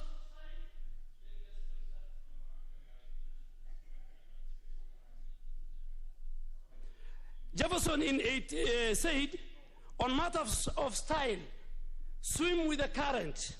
On matters of principle, stand like a rock, like Justice Odunga, Justice Joel, Justice Madeka, Justice Chacha Mwita, and Justice Nga.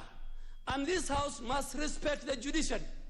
As a minority, when the rubber hits the road, the people who will save this country, the people who will follow the Constitution us, both in spirit and letter, is the arm of the judiciary. Independence of the judiciary, Mr. Speaker.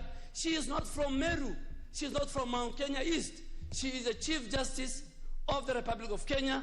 And I hope she will follow what Honorable Willie Mutunga stood for, what Honorable Justice David Maraga stood for, and we are watching her as the people of Kenya. Thank you. You nowadays quote too much of these very serious philosophers. Proceed, Honorable Mutai. My sister Shamala can go ahead. Actually, in that order, yes, I'm sorry. Actually, that order, I'm yes, not jumping. Yes, you are right. Yes. Thank you. Right. Thank you, Mr. Speaker, sir. Mr. Speaker, I rise today to support the recommendations and the report of the Justice and Legal Affairs Committee for that the Honorable Lady Justice Martha Koome do be approved by this august House. Mr. Speaker, there are three things that stood out for me when it came to this particular nominee. She demonstrated, first and foremost, experience and her passion for children and family. And on that, I want to agree with the Honorable Esther Passares that indeed, family and children are the bedrock of every society. If we get it right at that level, we will get it right at all levels. The second issue that stood out for me was the unpackaging of the role as of the Chief Justice, if she was to be approved by this House. Mr. Speaker, sir, Lady Justice Martha Koome believes that the Constitution of Kenya, amongst other things, must be people-centered in terms of delivery. And on this note, I want to talk about the issue of delivery in the context of corruption. Corruption is discussed within the legislature, corruption is discussed and recognized in the executive, but not in the judiciary. I pray that should Lady Justice Martha Koome be approved by this House, that she will indeed address the issue of corruption in the judiciary, because we must call it as it is, and we recognize that even the judiciary has its cartels. It is not just in the executive or in the legislature. Mr. Speaker, sir, the other amazing thing about this Lady Justice Martha Koome was, and I cannot let that go, there were concerns about Article 2.5 of the Constitution of Kenya, which states that the general rules of international law shall form part and parcel of our national laws. And a question was brought up from a member of the committee on the issue of norms that may not be in accordance with the family values that we espouse as Kenyans. And Lady Justice Martha Koome was categorical, and she stated that she would uphold the value systems of this country, where we recognize a marriage between a woman and a man, and that she would incorporate indigenous knowledge systems in developing our jurisdictions. With those few remarks, Mr. Speaker, I do support. For us, so let's have the member for Buret. You did. I always do, Mr. Thank you, Mr. Speaker. I also rise in support of the report, Mr. Speaker, on the approval of Martha Koome as a Chief Justice. Mr. Speaker, first and foremost, I want to state that this is a lady and a Kenyan who fits the bill. And secondly, Mr. Speaker, she complies with all the requirements of the law. Article 166, sub-article 2 and 3, sets out the qualification of a Chief Justice, Mr. Speaker. And on that regard, she qualifies. Is a lady who has over 33 years experience in the legal profession, 15 years in the bench. She has intellectual capacity. She has the sound legal judgment. Mr. Speaker, this is a lady who has done a lot of work in creating legal jurisprudence.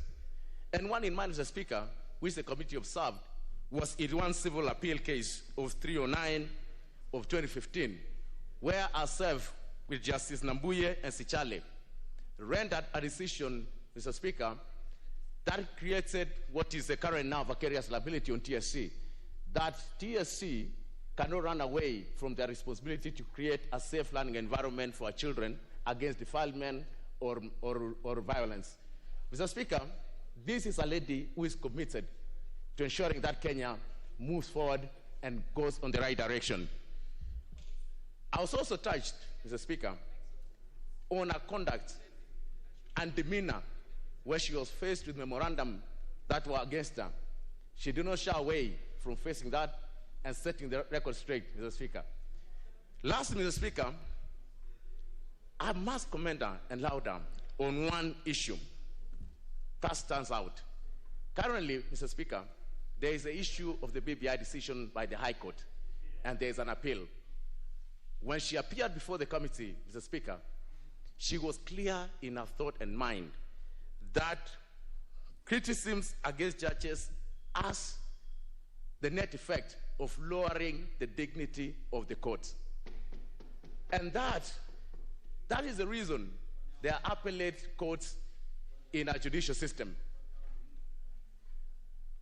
Mr. Speaker, that was a statement, and I'm proud of this lady. Our colleague here, Reverend Millie, knows this is one of the ladies that did marvelous work when she was at FIDA.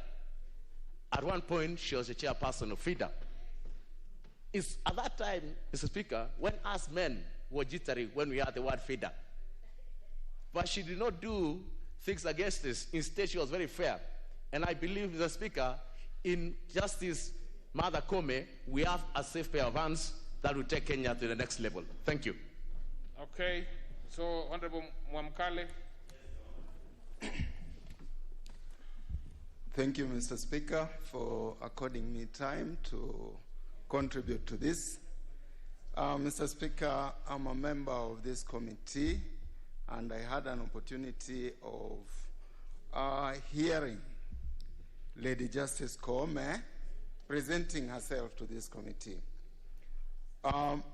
Mr. Speaker, I do rise to for approval of this report. When she appeared before our committee, Lady Justice Koome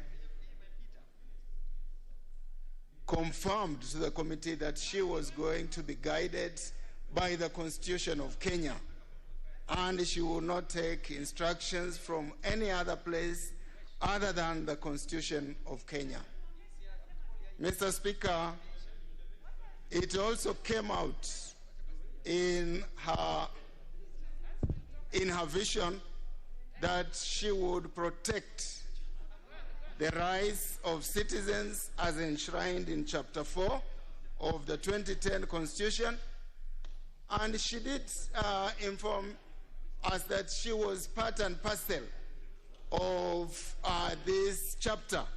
She played a big role when she was at FIDA, and that she would defend the Constitution at all costs.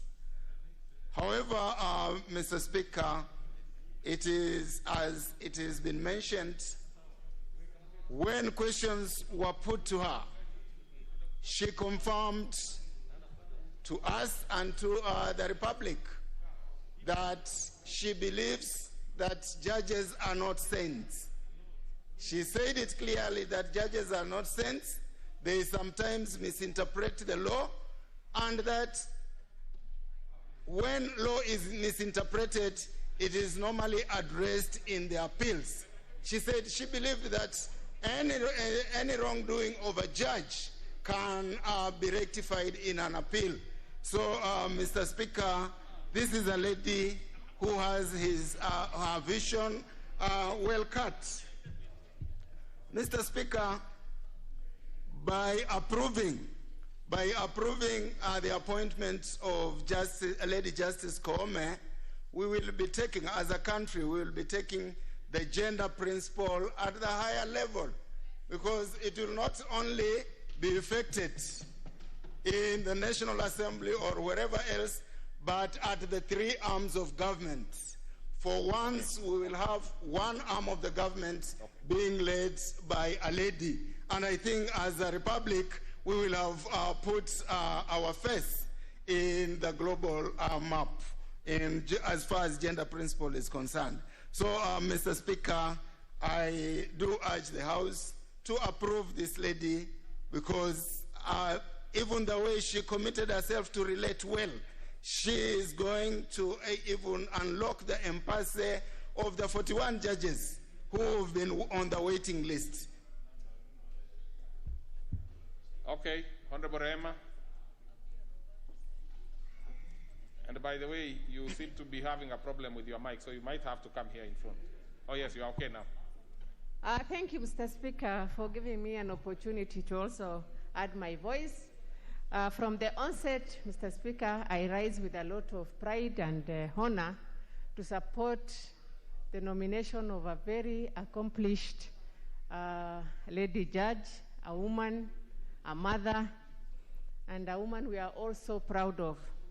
Mr. Speaker, for the time she was being vetted both by GSC and Parliamentary JLAC Committee, I took a lot of time to follow the interview.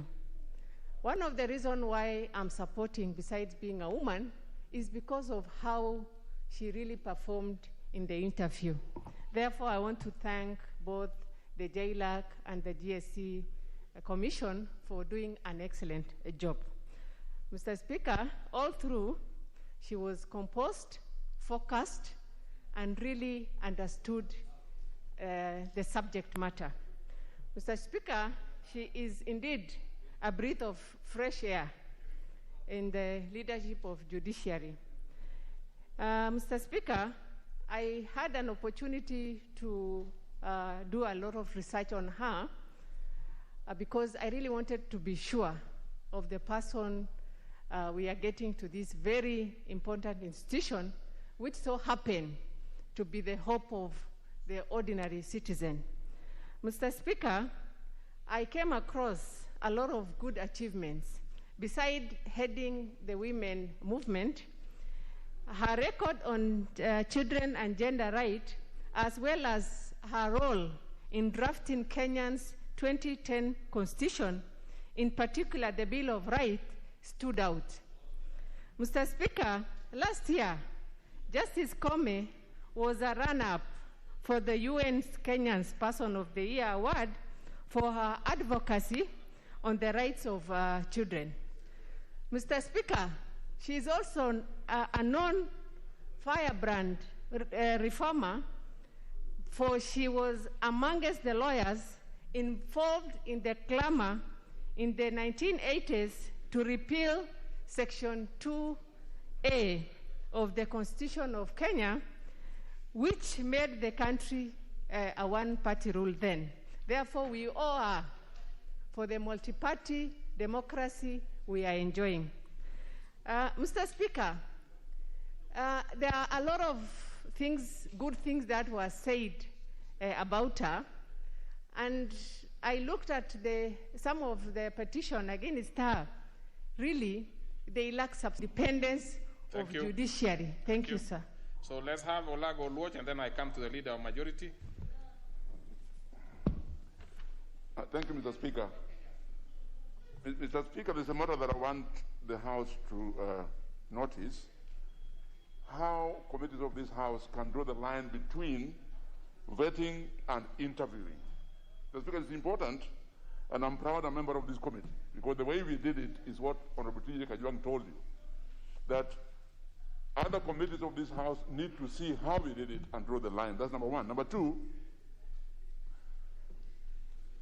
Justice Martha Koome's professional and career exposure couldn't have made her a better person to be our Chief Justice. And a member of this House has just mentioned it. Mr. Speaker, in the heady days of the 90s, not the 80s, as she said, 90s, I had the chance to work with Justice Martha Koome in the Council of the LSK. At a time when we were fighting for multi-party democracy in Kenya, at a time that a lawyer who risked doing that would be risked and Korea.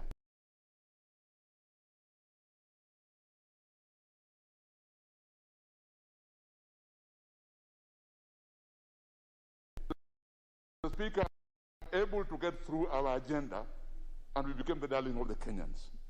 In my view, that puts Justice Karua in a better state to understand the needs of Kenyans. Mr. Speaker, after the collapse of the East African community, Kenyans in the LSK Council then, including myself, traveled in Uganda, Tanganyika, and Zanzibar to form what is now called the East African Law Society. We were able to do this together with Justice Koome and the others, and finally, a treaty was signed by our presidents that created what is now called the East African Community. Mr. Speaker, there's a matter that we cannot afford to take under the carpet anymore, and Kenyans are concerned. We are going to approve Justice Martha Koome as the next Chief Justice of this country, but the fact that when that is done, we are going to end up with a situation where the head of the judiciary, the head of the legislature, and the head of the executive will all be coming from one region known as the mountain. Mr. Speaker, that's a matter that I raised in the committee. But I'm satisfied that Justice Martha Koome was able to convince us that the fact that she comes from the mountain should not be a worry for Kenyans. And personally, I'm satisfied that Justice Martha Koome will be our next Chief Justice. With that, Mr. Speaker, I support the motion. Thank you, Leader Majority. Then I'll give a few members. I can see you're almost completing it. Thank you, Honourable Speaker, for this opportunity to support this motion and to thank the committee for a splendid job. As the last speaker has just said, I think it's probably one of the best practices in terms of how to vet officers, as opposed to grilling and attempting to redo the interview which was done elsewhere. And I think this is just highlighting the issues and clarifying for purposes of this public participation. The Swahili have a saying, if I allow me to quote, chema cha jiuza, kibaya cha jitembeza. And from what you can hear, Honourable Speaker, is the gracious lady with her 33 years of experience, spanning all disciplines, from family law, private practice, pro bono acts, environment, in the High Court, Court of Appeal. It's cross-cutting that she has managed to sell herself to the Kenyan people and to the committee. And hence, what we are basically doing here is repeating ourselves in just increasing the accolades. And we believe she will do a good job. She has promised.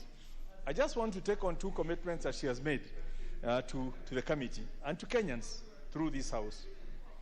And that's about leaving her true to her calling as a Chief Justice, as a jurist, in terms of independence, non-partisan and non-political stance, and also in the support to the war against graft. Because the war against graft, it's not limited to the executive. It goes across all institutions. And if you allow the war on graft at the judiciary, it does not matter who the head is. Nobody will ever get justice. So if it starts there and then cuts across all the institutions, then people know that it's very expensive to get yourself involved in corruption. I think the other thing I'm happy about is her commitment for non-interference with other institutions, with the other arms of government. Honourable Speaker, you are aware we have been gagged here before. We've been told we cannot process bills. And last year we spent a lot of time because we had been told we cannot do bills. Even some bills that we had passed, like an appropriation bill, a supplementary bill, were being told they are illegal, which is obviously something that cannot be enforced because you tell people to return the money that was spent on an appropriation bill. So it's some excesses that were made. And I do hope that she will bring some order to the judiciary from that perspective. And even remove these things of telling Parliament that you cannot pass something, or you must pass something in a certain way, which is what I saw in the ruling that was done last week, kind of trying to even define how we should do the referendum law. Yet, we are not supposed to be receiving that kind of situation. Honorable Speaker, the founders of this doctrine of checks and balances, particularly James Madison, was very clear. It's not about having checks and balances, it's ensuring that of the arms of government, there will be adequate checks to ensure none of those arms is so strong to stifle the others from making decision or operation. So it's not just about creating checks and all those things, but it's like there should be checks within the law and within the institution so that the executive does not muzzle the judiciary, which we could do by refusing to give money, or Parliament does not muzzle the judiciary on executive, which we could do by refusing to give them money. And similarly, they cannot muzzle us by telling us there are things we can do, or by rendering every law coming from Parliament to be unconstitutional, even on very flimsy ground. I think those are the kind of things that we need to get some sober-minded person, and I hope that Lady Justice Martha Koome would take it as part of continuing the reform that was started by Justice Mutunga, the reforms by Justice Maraga, and now consolidated for the common good, so that it's not people just trying to get even, revisiting one another, but now looking at the Kenyan people and where the judiciary, not just for Kenya, but for the region, because the whole region is probably also looking at us, and I believe that we can learn from others and teach others in terms of the protection for human rights and political rights, as well as the economic rights of our people. Honorable Speaker, like I said, I want to congratulate Honorable Martha Koome for, first of all, being the first nominee of the female gender coming for this position, and to wish her the very best, and to just say that we can only wish her well. It's a very tumultuous time, lots of challenges, but we also believe that the 33 years of her experience should count for something in terms of sorting out the issues in the judiciary and giving the judiciary a face, giving the judiciary, the people the confidence that they can have faith in the judiciary. So we don't go politically next year into the same issues we had in the past, when people lacking faith in the judiciary ended up looking for judiciary for justice on parallel systems. And I believe, Honorable Speaker, that we provide her with our support from a House as she does that exercise. With those few remarks, Honorable Speaker, I beg to support. Okay, Honorable Ishungwa, and then followed by Honorable Millie Odhiambo. But what is it, Honorable Keter? Thank you. Just a minute, what is it? Honorable Keter, what is it? What is your point of order, Honorable Keter? Thank you, Mr. Speaker. I rise on standing order number 95-1. Just proceed there, Honorable Keter. Order members. Honorable Keter has the floor. That may the mover be called to reply. Okay, I've heard you. Now, honorable members, this is how we'll proceed.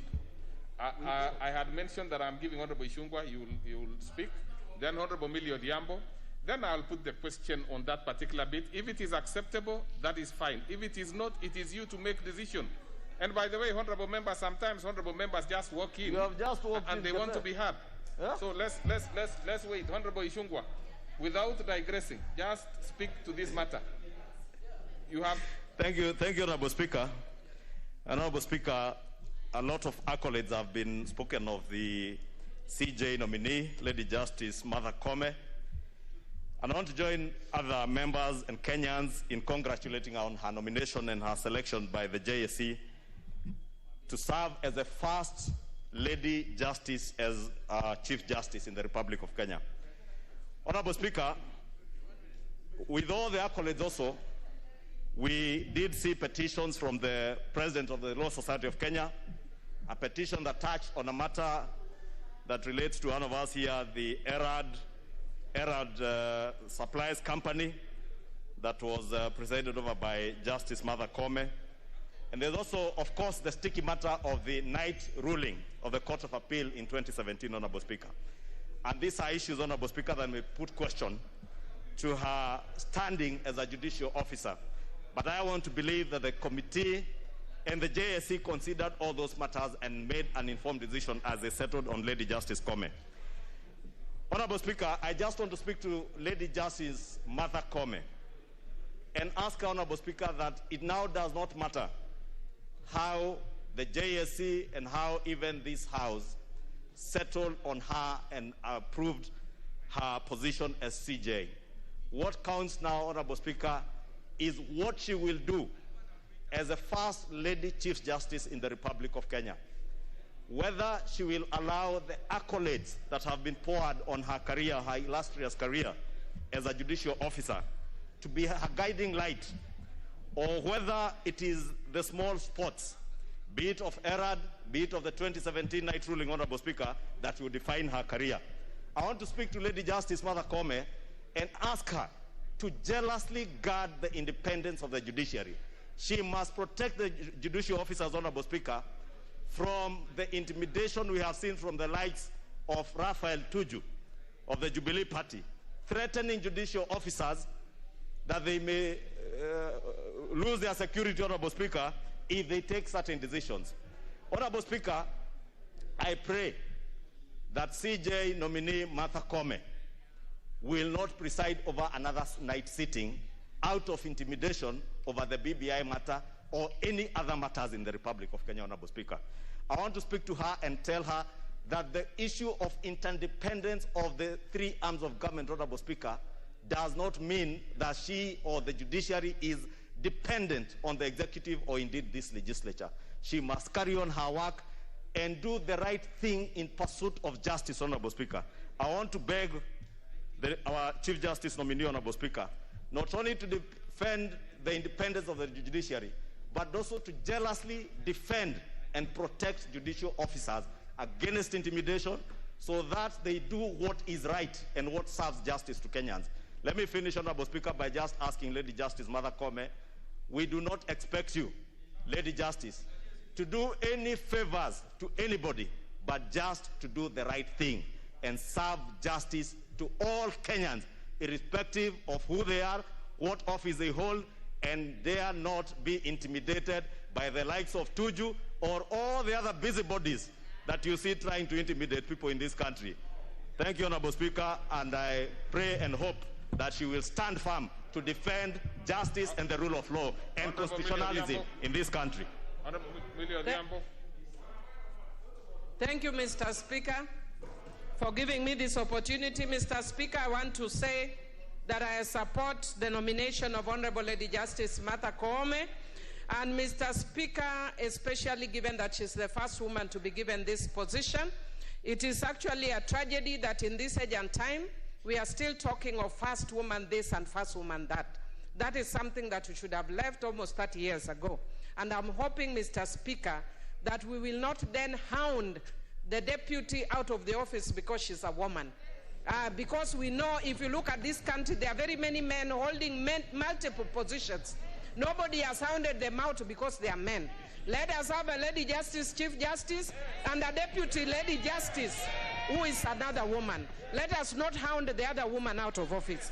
Mr. Speaker, sir, I know many people are speaking about Honorable Justice Martha Koome from what they have heard and seen in the media. I know her personally. I first met her on the 8th of March, 1997, on International Women's Day, when she interviewed me for the position of legal counsel of FIDA. And Mr. Speaker, they gave me a flower after that. Of course, I got that position. And when the time came for me to leave that office, I remember she actually persuaded me and added my salary so that I could not leave. Unfortunately, my time had come. I had to leave. And when I went there, I came from a background of working as a litigation counsel, as a state counsel in the office of the Attorney General. So I had no knowledge of family law. Martha Koome was actually the expert in the entire country on issues of family law. And she taught me. She was the person I went to all the time when I wanted to understand issues of family law. And I became an expert courtesy of Honorable Lady Justice Martha Koome. Very focused, very targeted, and very clear about things she stands on. Mr. Speaker, I want to say that she's also very passionate about things I'm passionate about. She's passionate about women's rights, and she's passionate about children's rights. And I've worked with her both nationally and internationally on those issues, and I can vouch for her competence. Mr. Speaker, the English say, whoever rocks the cradle rules the world. And even in the Bible, Jesus says, suffer the little ones to come unto me, and gives blessings to those who actually support children. Mr. Speaker, she discovered the secret, and she rocked the cradle, and she's ruling the world. I am the only one, Mr. Speaker, who is remaining, and I believe after Honorable Raila Amolo Odinga becomes president, I will be the first woman president after Honorable Raila Amolo Odinga, and I'm speaking from my mouth to God's ear. Mr. Speaker, she talked about the faith of her mother. May she continue with that faith of her mother even as she serves Kenyans. And Mr. Speaker, may it help her so that she doesn't succumb to the maladies that bedevil Kenya, issues of ethnicity and state capture. But Mr. Speaker, I want to say that even as I'm hearing people talk about independence, independence does not mean you don't criticize. I support, and Mr. Speaker, I respect some of the judges very greatly, including Honorable Joe Gugi. I respect immensely, but I disagree with them on some of the issues that they raised, especially on the issue of constitutional structure. And I will get an opportunity to talk to that from an intellectual perspective. That does not mean I do not respect. I respect, but I disagree respectfully. And I encourage others, when you disagree with them, please do so respectfully, so that we respect both the three arms of government, even when we disagree. Okay. Honorable Sabula. No, but anyway, since Thank you. I want to dispense with the Honorable... Anyway, finish Honorable Sabula briefly, then I dispense with the... Thank you, Mr. Speaker, for the opportunity. I also rise to support this special motion with the following facts: that Justice Martha Karua, she's a focused lady. Martha Koome, she's a focused lady. I hope we are speaking to the same motion. Martha Koome. Yes, that's better. You know, Karua is a politician like me. Martha Koome, she's a focused lady, independent-minded, solution-based. The judiciary is a center stage of resolving dispute in this country. So we need a lady with those qualities.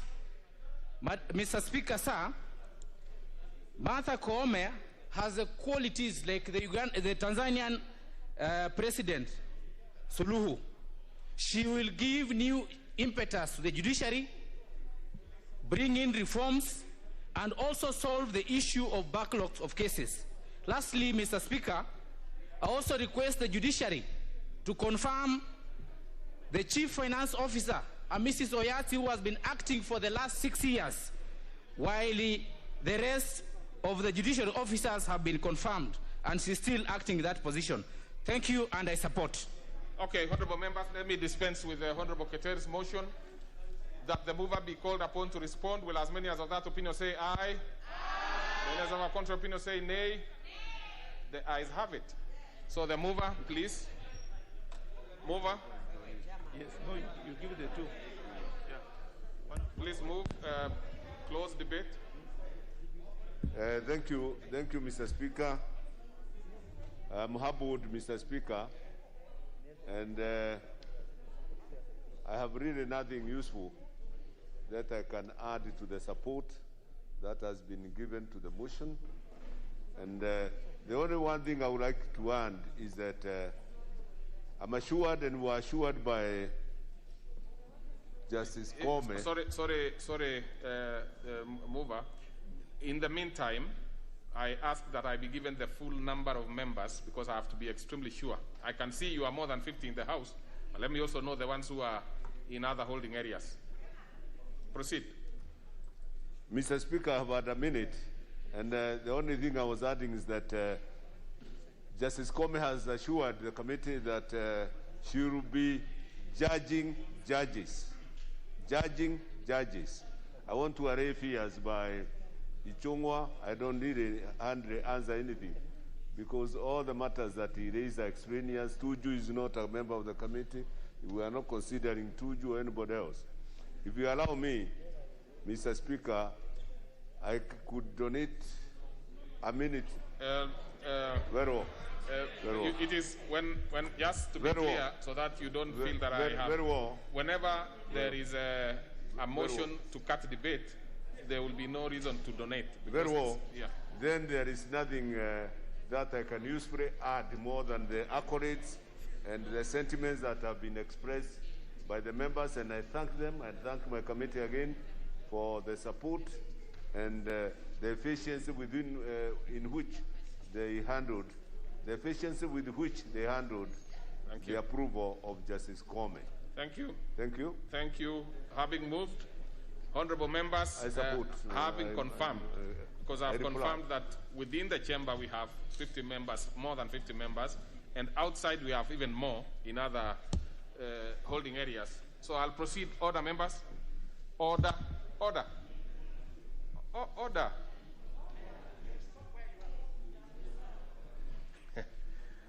Now, honorable members, having confirmed that we have the requisite numbers, I proceed to put the question, which is that taking into consideration the finding of the Departmental Committee on Justice and Legal Affairs in its report on consideration of a nominee for appointment as Chief Justice of the Republic of Kenya, laid on the table of the House on Wednesday, May 19, 2021, and pursuant to provisions of Article 166(1)(a) of the Constitution and Section 3 and 8 of the Public Appointments Parliamentary Approvals Act 2011, this House approves the appointment of Honorable Lady Justice Martha Karambu Koome as Chief Justice of the Republic of Kenya. Will as many as of that opinion say aye? Aye. And as of a contrary opinion say nay? The ayes have it.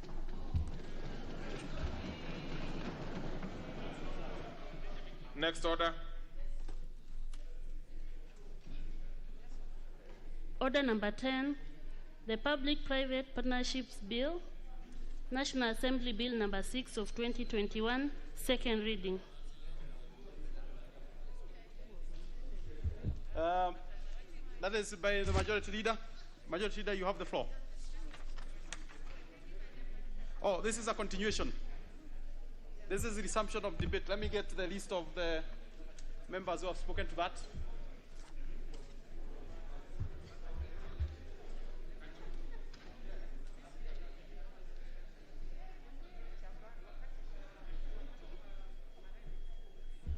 Honorable members, this is the resumption of debate actually. And we had Honorable Amos Kimunya had moved, Honorable Gladys Wanga had seconded. We had Honorable David Olesankok, Honorable Abel Ogutu, Honorable James Nyikal. We had on the floor Honorable Emmanuel Wangwe, who had 4 minutes remaining. Honorable Wangwe, you have the floor, 4 minutes. Thank you, Honorable Speaker. Indeed, I had a balance of 4 minutes. And what I just wanted to insist, in addition to what I had put forward, Honorable Speaker, was that the proposed bill, if this House approves, passes it, Honorable Speaker, is a good document. Because, Honorable Speaker, it is relaxing the cost of doing business by easing. And now, like for instance, Honorable Speaker, the bill is proposing that the cabinet bureaucracy be reduced so that it's actually removed in totality. So, Honorable Speaker, should this bill be approved or passed, that costs the man hours, the hours taken, Honorable Speaker, to move the approval from the proposal to go to the cabinet, come back, so that the person wanting, desiring to have the bill, to have the proposal approved, will have a reduction in time, Honorable Speaker. Honorable Speaker, there is also the issue of solution in terms of government appetite to government borrowing. Honorable Speaker, if this bill is approved the way it is, the appetite for borrowing in the current situation, Honorable Speaker, is very high for the government. Therefore, let us not go into the issues of costly borrowing, especially the commercial borrowing. Instead, Honorable Speaker, let us look at the proposed PPP, such that, for instance, the current construction of the road, Honorable Speaker, which is undergoing the expressway, is under PPP. Instead of holding tying the funds, the investor is coming in, putting his funds, and he recoup the funds in the long run. But Honorable Speaker, my proposal was, let us cushion. Let's not give a blank check to investors, such that they take too long, taking back, recouping in 15 years, but now getting a super profit for another 15 years. Let us look at the issues of the duration, 15 to 20 to 25 years, so that we also encourage others to come in. Honorable Speaker, the last bit which I wanted to emphasize that is very good in the bill is the recognition of the local content. Honorable Speaker, a good example is the expressway. This expressway, Honorable Speaker, doesn't have the content of the 30%. When you look at the 30% content, Honorable Speaker, to the locals, it's not really clear on how it is being provided for. But Honorable Speaker, this bill is laying bare how the local content, if you are investing under PPP, you will do a 70-30% ratio, so that let the local investors, Honorable Speaker, also participate. When you look at the current construction, Honorable Speaker, manufacturing, local manufacturing, or local manufacturers, Honorable Speaker, for example, the steel that is being used, the sand that is being provided for, other labor or other costs, Honorable Speaker, which can be sourced locally, should be determined that 30% of that cost, if it is 60 billion, 30% of 60 billion shall be sourced from the local content. Therefore, Honorable Speaker, this bill is really narrowing down to making sure that indeed local content is really made active and made sure that it is delivered. Honorable Speaker, this bill also is opening the scope of participation in terms of the PPP.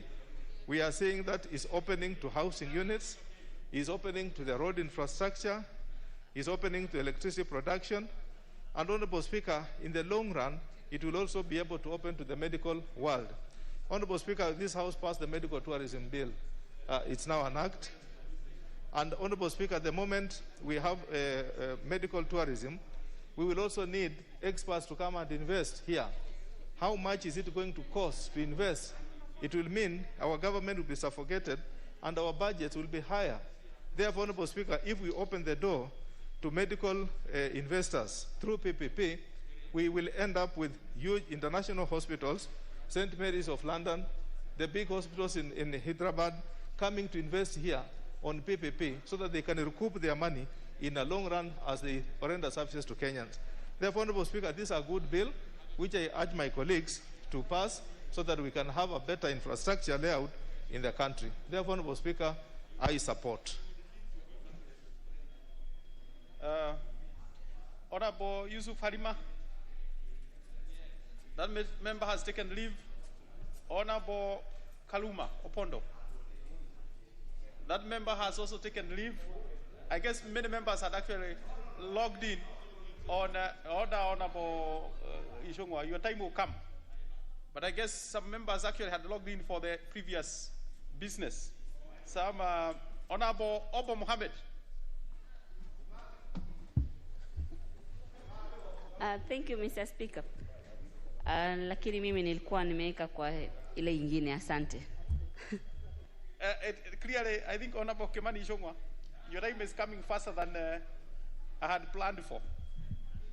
Thank you, Honorable Speaker. It's only that I heard you say Honorable Mugathe. I was wondering who is Honorable Mugathe in this house. But I think it was your pronunciation of the lady member's name, the honorable lady from Lamu County. Honorable Speaker, I rise to support this bill by the leader of majority, and indeed it comes at a very good time in trying to enhance what was enacted in 2013 on the Public-Private Partnerships Act. Honorable Speaker, it is creating very good, enhancing the efficiency in the regulatory process of how we engage private entities in this country to engage in what are otherwise public infrastructure projects. And this, in a way, Honorable Speaker, is one of the ways in which we are able to reduce our debt burden as a country, Honorable Speaker, and that is why I rise to support this bill.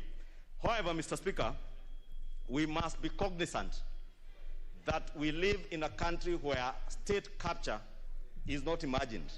State capture in this country, Honorable Speaker, is so real that if we enact such acts and such laws, Honorable Speaker, without the necessary and requisite safeguards, then we will only be cementing the state capture that is already so real in this country, Honorable Speaker.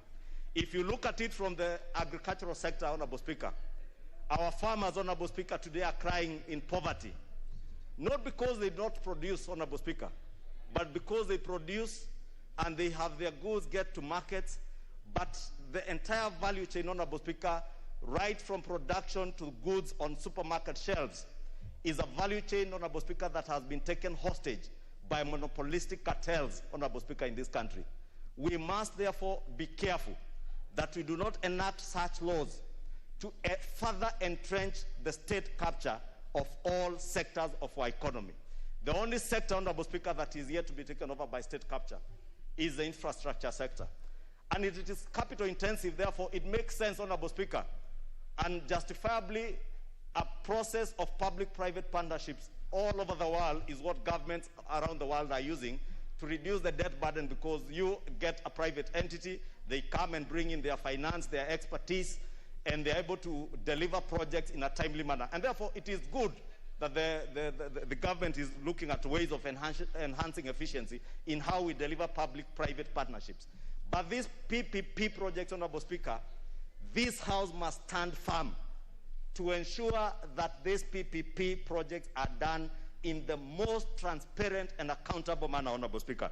If you look at some of the objects of the bill, Honorable Speaker, talks to issues that have got to do with direct procurement, Honorable Speaker. And every time I see questions to do with direct procurement, Honorable Speaker, I shudder, because this is usually the genesis of corruption in this country. And therefore, Honorable Speaker, when the time comes, we will be looking at some of these issues that touch on direct procurement, Honorable Speaker, to make sure that we tighten, that this will not be used as avenues for corruption, Honorable Speaker. It is good members are mentioning, and I've heard the Chief Whip mention the issue of the expressway from JKIA to ABC in Westlands, Honorable Speaker. But how transparent was that process, Honorable Speaker? How open was that process of identifying who the contractor of that project is? The issues you hear members raising. How did we ensure that there is actual and tangible local contact in that project, Honorable Speaker? Because if you look at the people, right from the people sweeping the roads, the streets, Honorable Speaker, are Chinese casual workers. Where is the local content in this project, Honorable Speaker? Who are the beneficiaries? Is it really the Chinese contractor that you see on the road? Or are there local faces hiding behind the expressway project, Honorable Speaker? We hear now, Honorable Speaker, we are moving towards PPP projects of KWS game reserves. This is our land, Honorable Speaker. Speaker, this is the land that our forefathers and our fathers fought for against the Mzungu, our colonial masters. Are we going to see other new black colonial masters today, Honorable Speaker? People who already took enough of our land.